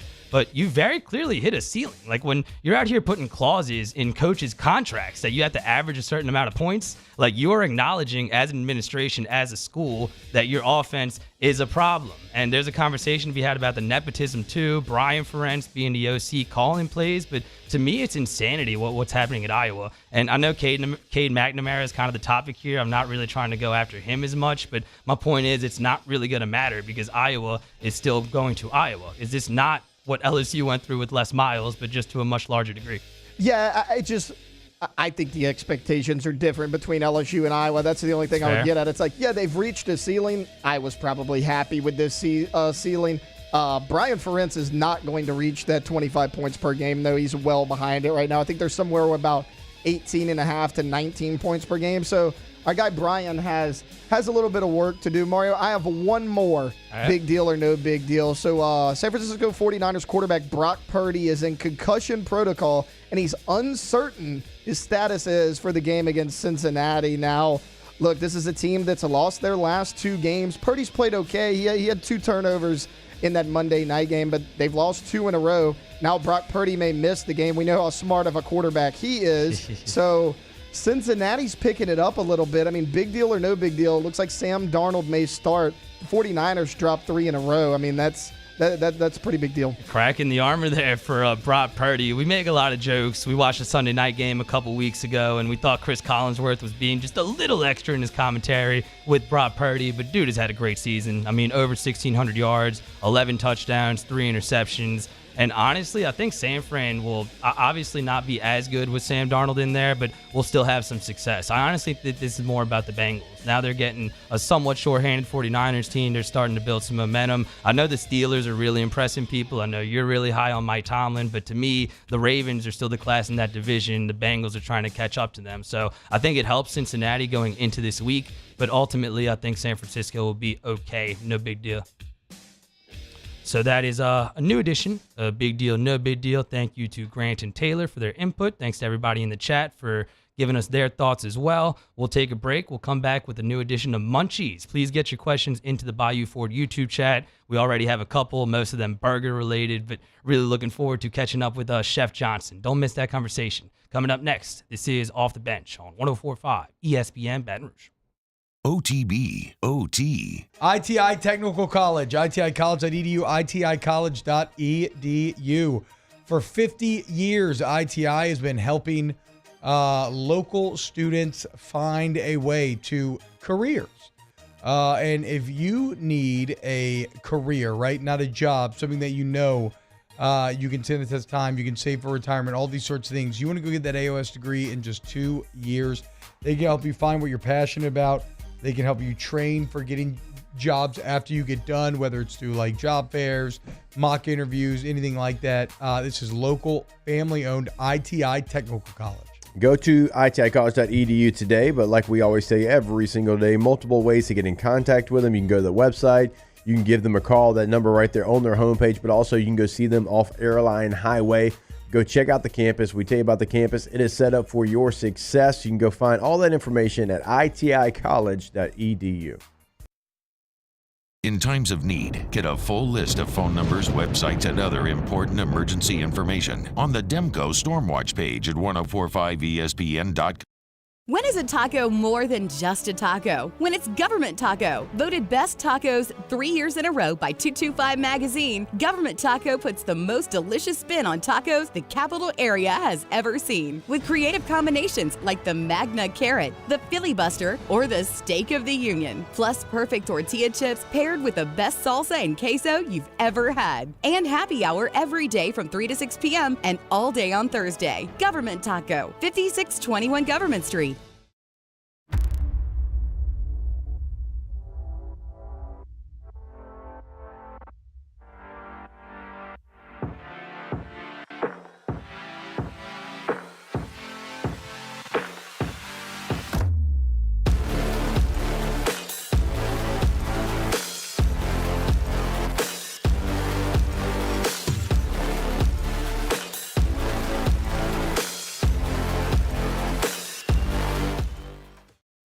Dylan Cruz here to tell you about Six Rings Baseball and Softball Camp. If you live on the North Shore and play ball, go to Six Rings Camps with former LSU assistant coach Dan Kingsbury. His knowledge is second to none, and your child will improve and have fun doing it. Camps were held at Coquille Park and Six Rings Academy in Covington with 4 sessions over the summer. Full day and morning only sessions are available from ages 7 to 13. Go to sixringsbaseball.com or call 985-206-9096. Learn the game to love the game. Follow us on Twitter at 1045ESPN to cast your vote in the Citizens Bank and Trust Poll of the Day. Vote daily inside Off the Bench, live at lunch on Palmer. And after further review, Citizens Bank and Trust brings you the Poll of the Day via Twitter at 1045ESPN. Electricity is all around us, and our families depend on it. Every day is sparked by the power of a cold drink or a warm meal, a movie night, and a comforting light at the end of a dark hallway. From sunrise to sunset, playtime to bedtime, our team is ready to take care of your electrical needs. Even in the case of an after-hours emergency, the light in your life shines brighter with Mr. Electric. Scoocha, fall in the air. Fall is right around the corner, which means fall fishing is, which means it's time for you to take your boat to the next level with front-to-back boat service in a bunch of different ways. You want a custom stair job, you can have a ton of fun out there on the water, they can do that. What about a spot lock trolling motor, so you stay right where you need to in casting lines, or sonar that's let you see the fish under the water before you cast? All of your maintenance needs as well. For 38 years they've been at it and will continue to do so. The Sherman family of front to back boat service.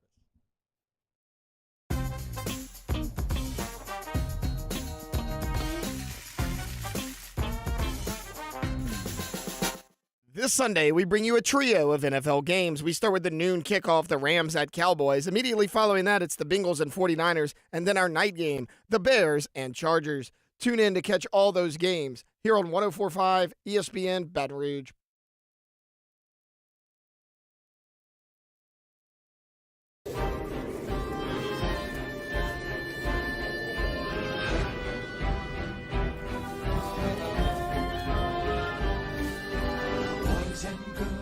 OTB OT with Hester and T-Bob on 104.5 ESPN Baton Rouge and 94.7 ESPN Alexandria. Very excited for my first time hosting Munchies. Mario Jerez here filling in for T-Bob and Jake. Grant Linero, Taylor Sharp hanging out as well. And now we welcome in Chef Michael Johnson, LSU Athletics Executive Chef Michael Johnson here for his weekly spot. Chef, thanks for taking the time. How are you, my friend? Absolutely. I'm good, brother. How are you? I'm great, man. Usually talking to you through the phone. Feels good to be on this side of the desk today. That's cool. Yes, sir. That being said, how you enjoying the bye week so far? I'm sure you're still very busy getting the guys ready for that big Alabama game. You having a good week? Yeah, absolutely. We kind of take the bye week to do some special stuff here at the Nutrition Center. We've had some takeovers where we brought in a vendor and served some tacos last night, and then we had a celebration, just to keep remember that, it's all athletes here. We had a little celebration for soccer. It's senior night this week for them. So it's been a fun week for us. I bet. Let's get right into it here, Chef. I wanted to go a little off the wall with some of my first questions because I got the chance to host today, and I want to do it. So we're going to do it. I saw an interview with some Pelicans players the other day talking about when they knew they were good enough to be a pro basketball player, right? I could dunk at 14. I made 80 points in my high school game. When did you not only know that you wanted to be a professional chef, but really thought like, man, I'm good enough to do this for a living and I can really enjoy this? And you kind of just gave me goosebumps there because you reminded me of a time that happened a long time ago, and I was in college, and I just kept having people. I was actually an aviation major. I flew airplanes for a little while. I was studying aviation anyhow, but I was putting myself through college working in kitchens, and I kept having people tell me, you're really great at this. You should consider being a chef, from some just random people, and like I worked in Lake of the Ozarks in the middle of Missouri for a little while over summer, and worked around some really fantastic people, and this chef that, he was kind of an a-hole, and I mean, when I say kind of, he really was. Like he was a very particular guy, and he pulled me aside one day. He said, "Man, you're going to make something out of yourself. You know that?" And it was just one of those things, where people kept telling me, and I didn't think about that about myself, like I didn't think that way about myself. I don't know if it was low self-esteem or what, but I just didn't look at myself that way. But people kept telling me that. And when I got into my career, I just flourished really well. And I don't know, I look back on those moments and it's a kind of a beautiful thing to think about and see that there's human beings out there that are supportive and willing to give that kind of support towards a human being. You read about it every day in the news of people trying to tear people down, but there's good people out there for sure. That is so awesome. I love everything about that story because I think as you go in life, it's important to sometimes you kind of have to have a thick skin. People have different ways of communicating. Absolutely. Sometimes you may not like it, but when somebody gives you a comment like that, it feels good. And it honestly reminds me a little bit of the first year I was doing the LSU games in Spanish, the play-by-play. There was an engineer, like a tech guy, that was kind of like the chef that you described, that was very particular, turn this down, always yelling, always screaming. But like the second, third game of the season, this man was like, who doesn't even speak very good Spanish, was like, hey, you're really good at this. Like you got to refine some stuff, but your passion, like that is a quality of a play-by-play guy. So that really stuck with me as well. Really cool story there, Chef. I appreciate that. That being said, let's get into the food here. This first question is for me. I think we've asked you this before, but it's been a while. What is the best way to make a homemade grilled cheese? Lots of butter. I butter both slices of bread, and I like bougie cheese. You heard me talk about Gouda, but I like really soft, melty cheeses.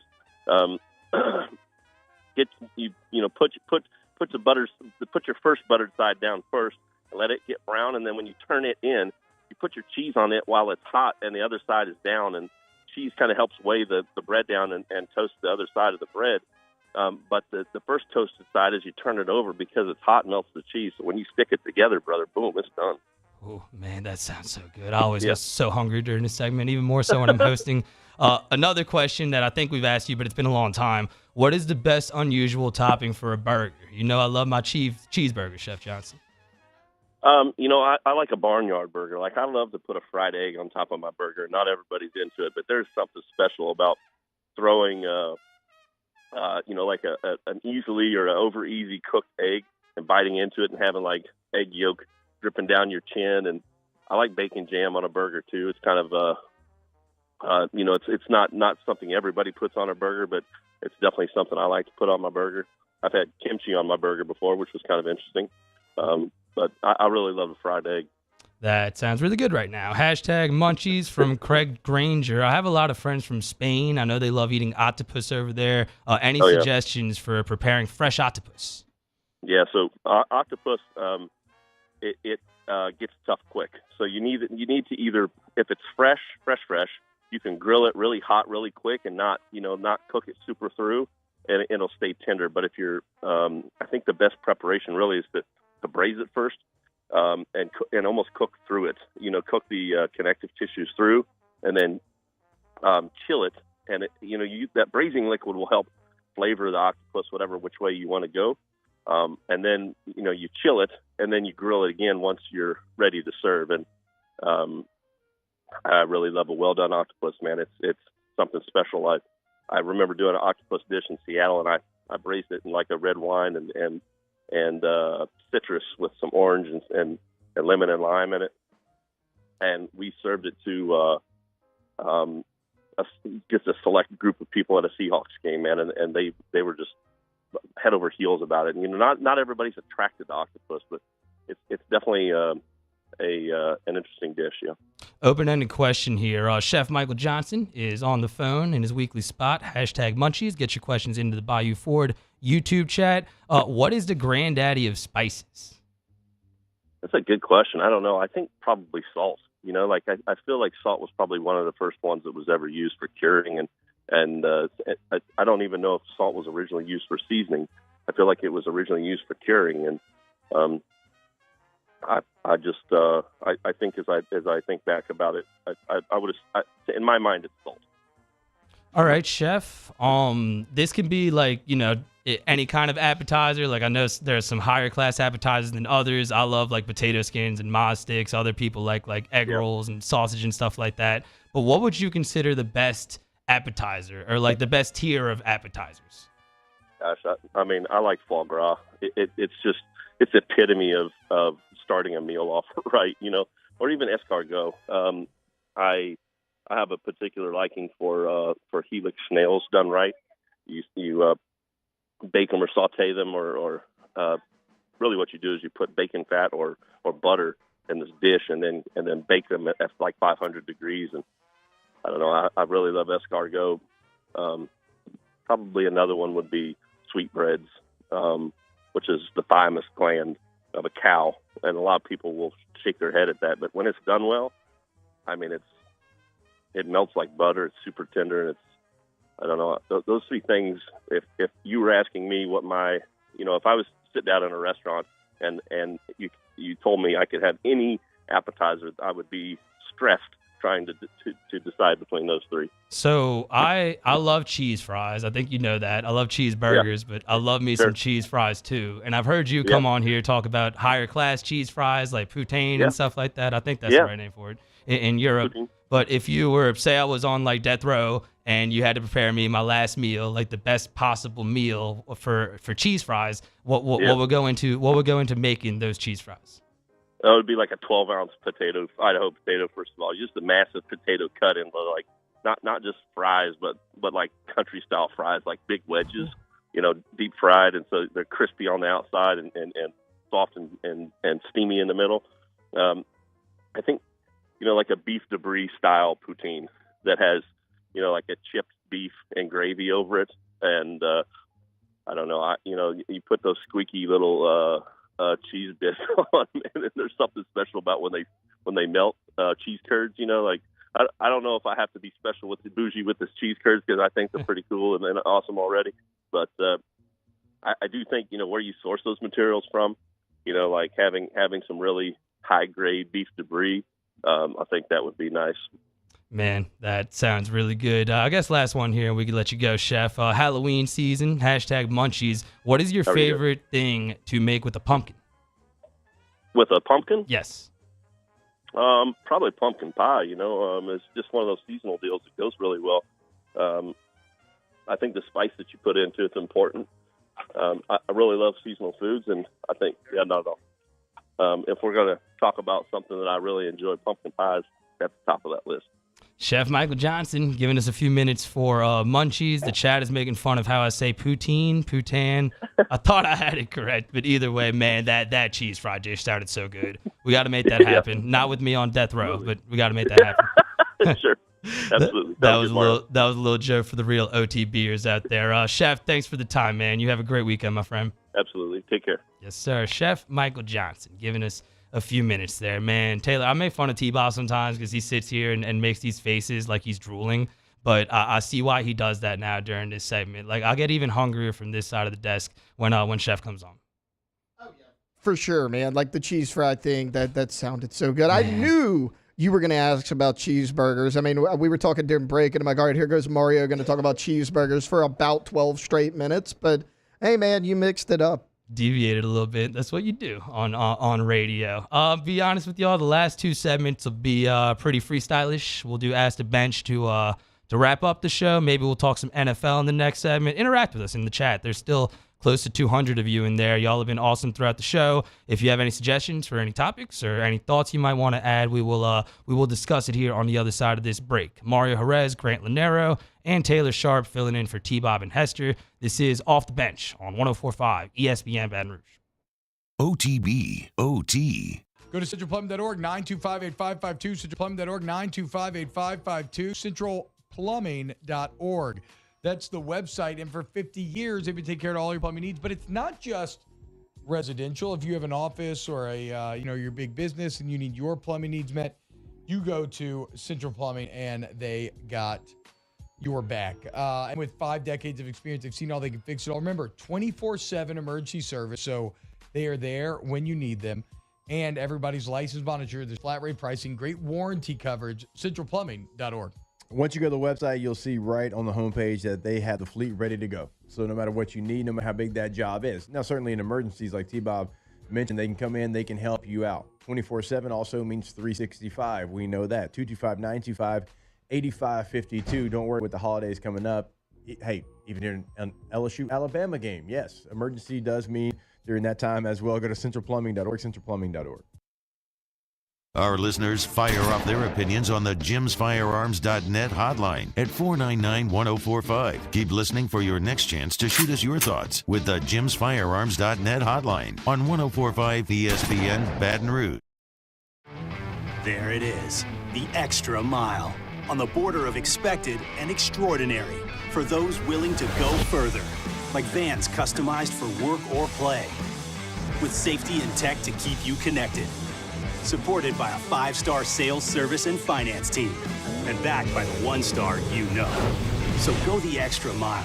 It's never crowded because so few have what it takes to go there. Mercedes-Benz Vans. The Windsor Senior Living Community in Mandeville, Louisiana is a beautiful, vibrant apartment community geared towards seniors. They are nestled right in the heart of Mandeville, where seniors live a more carefree lifestyle in spacious apartments with the peace of mind that comes from having a little extra help. Call the Windsor at 985-624-8040 to schedule a lunch and tour. Come see how the Windsor can be your passport to peace of mind. Running Boards Marketing can help you get their attention.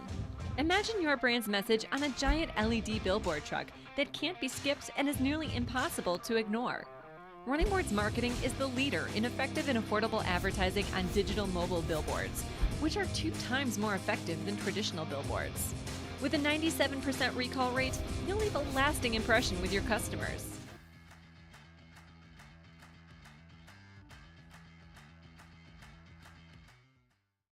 Gulf Coast Office Products is a nationally recognized Savin office equipment dealer based right here in Louisiana. Over 100 employees strong, Gulf Coast has the boots on the ground to support all vertical markets, from education, engineering, legal, and finance. With the latest in office technology, from desktop to production segment units, Gulf Coast and Savin have the perfect fit for you. Call 225-756-2644. That's 756-2644 for Gulf Coast Office Products. I've been doing business with Luba for 25 years. They're dependable, trustworthy. It's just the attention to detail with our clients. Our folks have years and years of experience. They're highly trained professionals. But many companies have that asset. What I'd like to think makes Luba a bit different is that we use those talents in a way that truly is dedicated to serving the needs of the folks who depend on us. Dylan Cruz here to tell you about Six Rings Baseball and Softball Camp. If you live on the North Shore and play ball, go to Six Rings Camps with former LSU assistant coach Dan Kingsbury. His knowledge is second to none, and your child will improve and have fun doing it. Camps were held at Coquille Park and Six Rings Academy in Covington with 4 sessions over the summer. Full day and morning only sessions are available from ages 7 to 13. Go to sixringsbaseball.com or call 988. Join me for a Thursday edition of the Hunt Palmer Show presented by Rouse. Is my last of the week. Some SEC picks against the spread. Luke Johnson on the black and gold. And LSU head basketball coach Matt McMahon's sound. Hunt Palmer Show, 1 to 3 weekdays, 104.5 ESPN, Baton Rouge.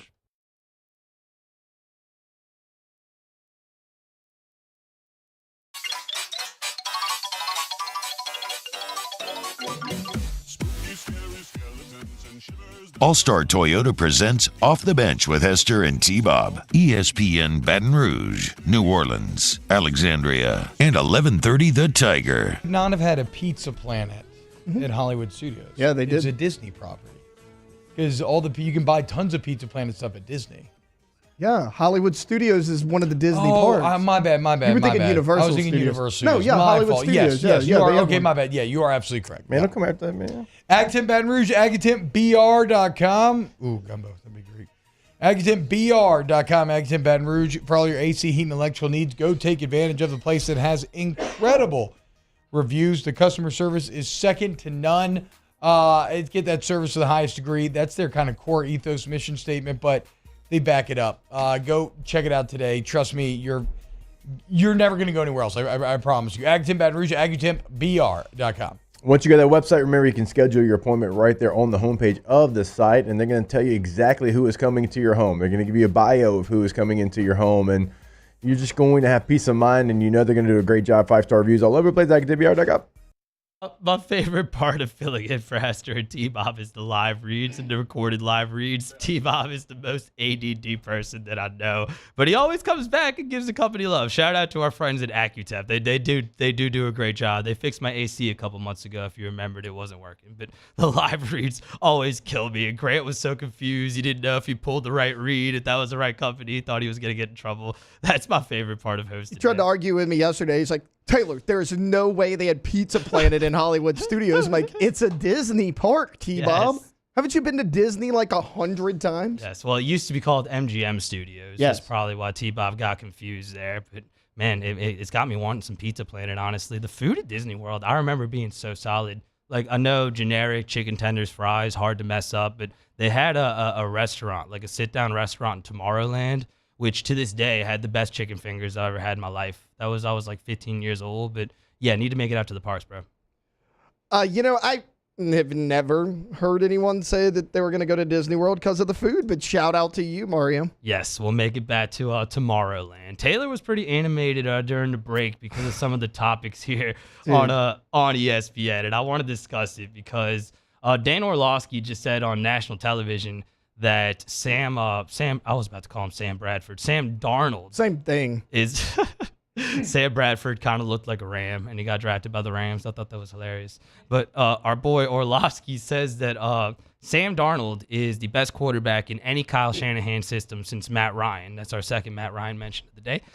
That seems like a statement that he said maybe while he was on drugs. Well, what's going on there? Yeah, I don't know if he came to work high on a Thursday or whatever. Like, I've said for years, Sam Darnold in the right system definitely exactly like Matt Ryan. But in all seriousness, Mario, that's terrible. Like, T-Bob always makes fun of me, because he's like, Taylor, you get too emotional over these things. They do it to trap you. Well, it works. They do trap me in because they bring up terrible sports takes. Like, Sam Darnold's the best quarterback Kyle Shanahan's had since Matt Ryan. I mean, come on.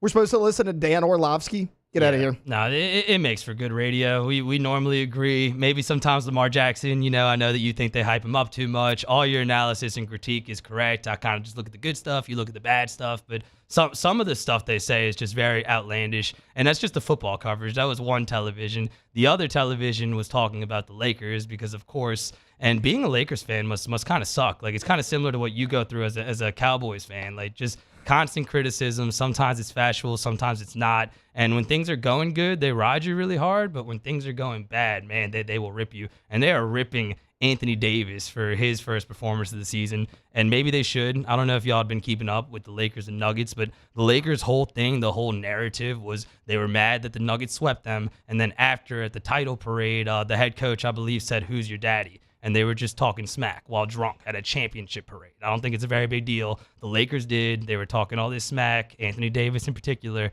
that they were ready for this game. Well, they lost the game going away, and Anthony Davis in the second half had 0 points. AD is still a really good player. I'll be objective. I'm not going to hate, but hopefully a sign of things to come with the Lakers this season. Yeah, I mean, that sounds like typical Anthony Davis. I don't know what we're surprised at this point. By the way, the entire Denver Nuggets arena started chanting, "Who's your daddy?" with about a minute left when they were winning that game. So ultimate troll job by the Nuggets fans.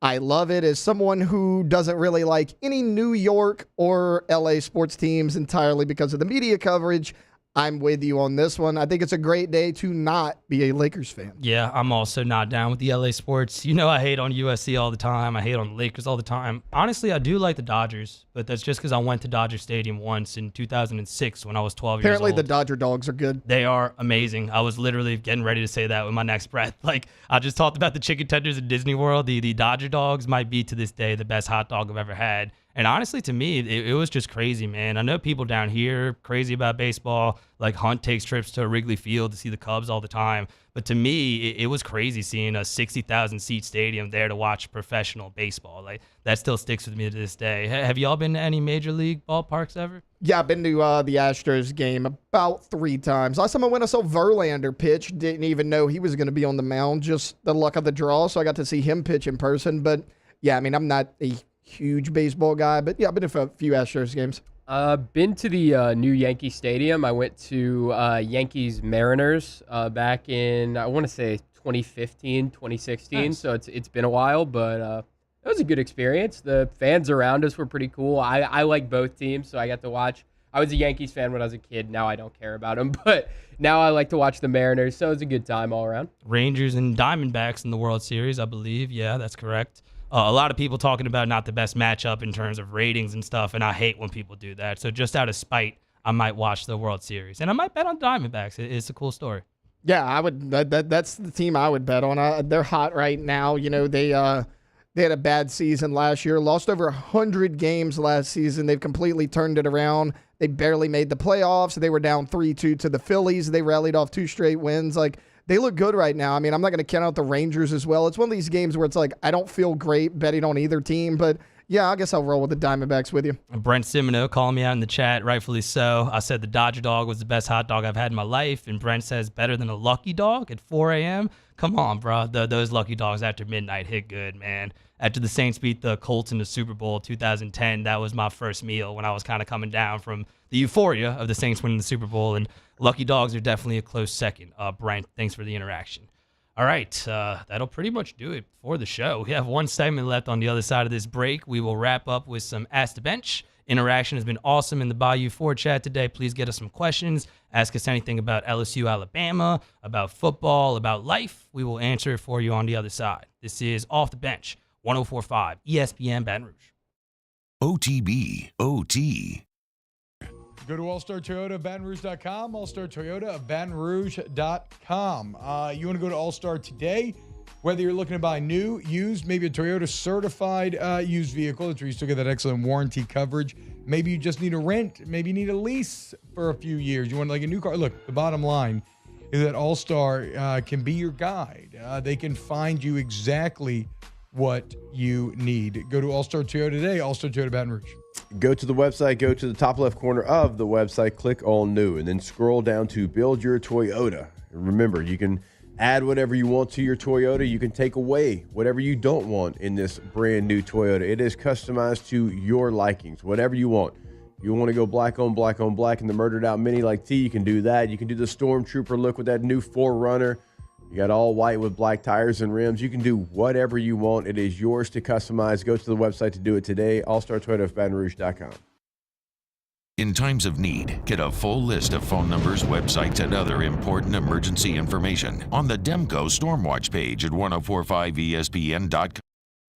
We have truckloads of inventory rolling in at Corbell Toyota in Opelousas. And you can take advantage of 3.99% financing on select 2023 models. So come on down to Happy Town. That's Corbell Toyota in Opelousas, Happy Town, USA. The world's leaders in obesity research, obesity medicine, and obesity science are right here. We're doing something that no one's ever done or trying to answer a question that no one's ever asked before. Pennington is a real jewel when it comes to research. We are finding the solutions to the world's worst chronic disease, which is obesity. Louisiana needs Pennington Biomedical.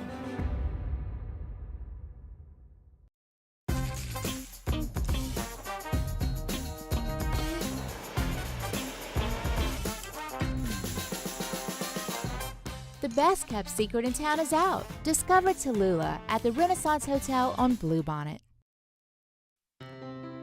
When it comes to ending cancer, we push forward, always working together for you. That's why our cancer experts at Ochsner have clinically integrated with MD Anderson Cancer Center.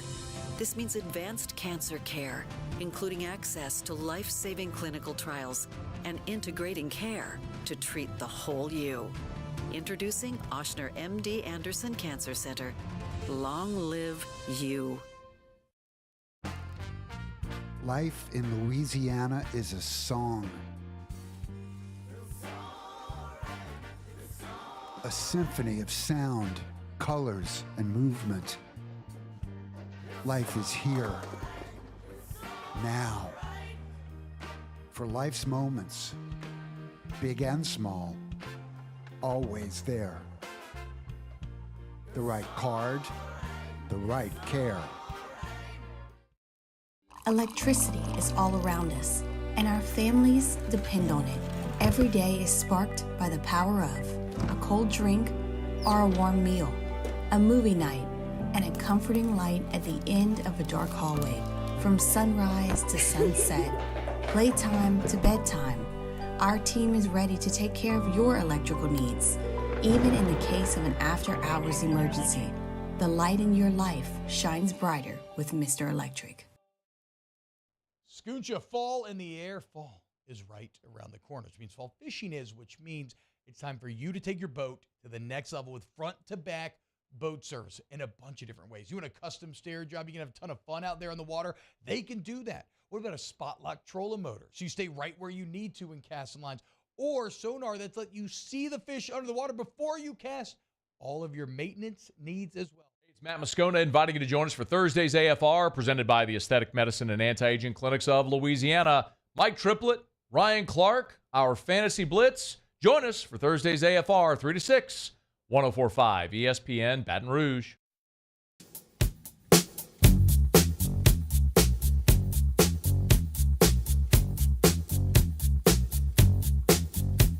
OTB OT with Hester and T-Bob on 104.5 ESPN Baton Rouge and 94.7 ESPN Alexandria. Please participate in our 2023 Twin Peaks College Football Pick'em contest. You can win a Twin Peaks gift card. Don't forget to make your picks for Week 9 by noon today. Play the 2023 Twin Peaks College Football Pick'em at 104.5 ESPN.com. All right, let's do a little bit of Spook the Bench. You can leave the music up playing, Grant, for me. Have a little bit of ambiance here for this last segment. Hashtag Ask the Bench from Scott. If every Burger King closed, what would be Mario's backup spot for a burger? Probably not McDonald's. Wait, like around here or anywhere? I think he means just anywhere, like fast around food. Around here, it would be Frost Top for you. You go there quite a bit. Overall, I know you're not a big Wendy's guy. We've talked about that before. I'm not either. Ooh, I don't know, man. Maybe you just hit up small slaughters. That sounds good, but I did that yesterday, and I told you today, at this stage in my life, maybe not the best decision. Hashtag Ask the Chef. Ooh, boy, I hope Hester's not listening. With Jacob gone, can we be honest about the nursing home food at Piccadilly? I don't agree with that. Self-awareness. I love me some Piccadilly, man. The steak, gravy, mashed potatoes, undefeated. That seems like a weird thing to hate on. What do y'all think? I love Piccadilly. I mean, I know the entrees are a little above average, but, you know, it's not a bad deal there. You get an entree, you get 2 sides. The desserts are phenomenal. All the chocolate cakes, the red velvet cake. I'm a Piccadilly fan for sure. Hashtag Ask the Bench from Nookie. Which 104.5 show is most likely to steal signs from other shows? I'd probably go Hunt, because he's probably good at that kind of thing, being the baseball guy. I would say Hunt from Live at Lunch, just because, this is not a shot at Hunt. He listens to Live at Lunch a lot at his desk because it comes on right before him. So I guess he would be the most logical choice. Yes, good luck stealing anything from Hanny and Jimmy, though. Hashtag Ask the Bench. Favorite type of tacos? I like the street tacos, you know, like the ones you get at a food truck. A lot of people say that a lot of the times the best food is at trucks like that. If you're ever in like Mexico or Latin America, probably get a really good taco from there. Are y'all taco people? Yeah, I like the ground beef tacos from Tacos and Beer at Hammond. Phenomenal. Hashtag Ask the Bench. Mario, how long will you keep T-Bob and Hester locked up in your basement? Whenever they stop pissing me off, you know, they always come in here with some BS. T-Bob was trying to say that Washington was 2019 LSU, and I called him out in a group chat because he was like, nobody is saying that. And I pulled up the Aaron Murray tweet that said, literally, and I quote, 2019 LSU is 2023 Funniest Washington. part about that is, like, me and T-Bob went back and forth a little bit, and I said that they come up short in receivers. The receivers are not as good as 2019. Well, I'm going to take it a step further. If you go look at the numbers, they're not as good as the 2023 LSU wide receivers. Thomas and Neighbors are better than all 3 of their receivers combined, numbers-wise. I don't really think it's close. It was a dumb conversation to have. Yeah, dude. I mean, the numbers are one thing. Like, you just pull up the stats and see that Washington isn't going to get there. But, like, the eye test, come on, man. The receivers are much better. Clyde. Hey, they scored 15 points against Arizona. Show a little respect, Mario. 3 turnovers for Michael Penix, who's had a nice season. But honestly, objectively, he's going to need a serious bounce back if he's still the Heisman favorite. That will do it for Ask the Bench. Thank you so much for all the interaction here today. Shout out to all of our wonderful guests. Carter the Power Bryant talking some LSU football. Caroline Fenton, 102.5 The Game in Nashville, talking some SEC football. And Chef Michael Johnson. That was definitely my favorite edition of Munchies since I've been working on this show. So shout out to all of them. Grant, Taylor, great job today. Thanks for all the interaction in the Bayou 40 YouTube chat. We'll be back tomorrow, 7 to 10 a.m., 104.5 ESPN Baton Rouge. OTB, OT. Abs drawn and see where your body can improve. And then let them do it. Put together a plan. Maybe it's HRT, maybe it's not. Maybe it's stabilization optimization. Maybe it's a Botox. Maybe it is something more cosmetic, right? Maybe it's something less. Like, the bottom line is, if you just want to achieve your best quality of life, your best self, it's very fun, great environment, great atmosphere. Rejuve Medical, they got Metairie, Slidell, Baton Rouge, now Shreveport as well. Restore Me, Refuel Me, Rejuve Me.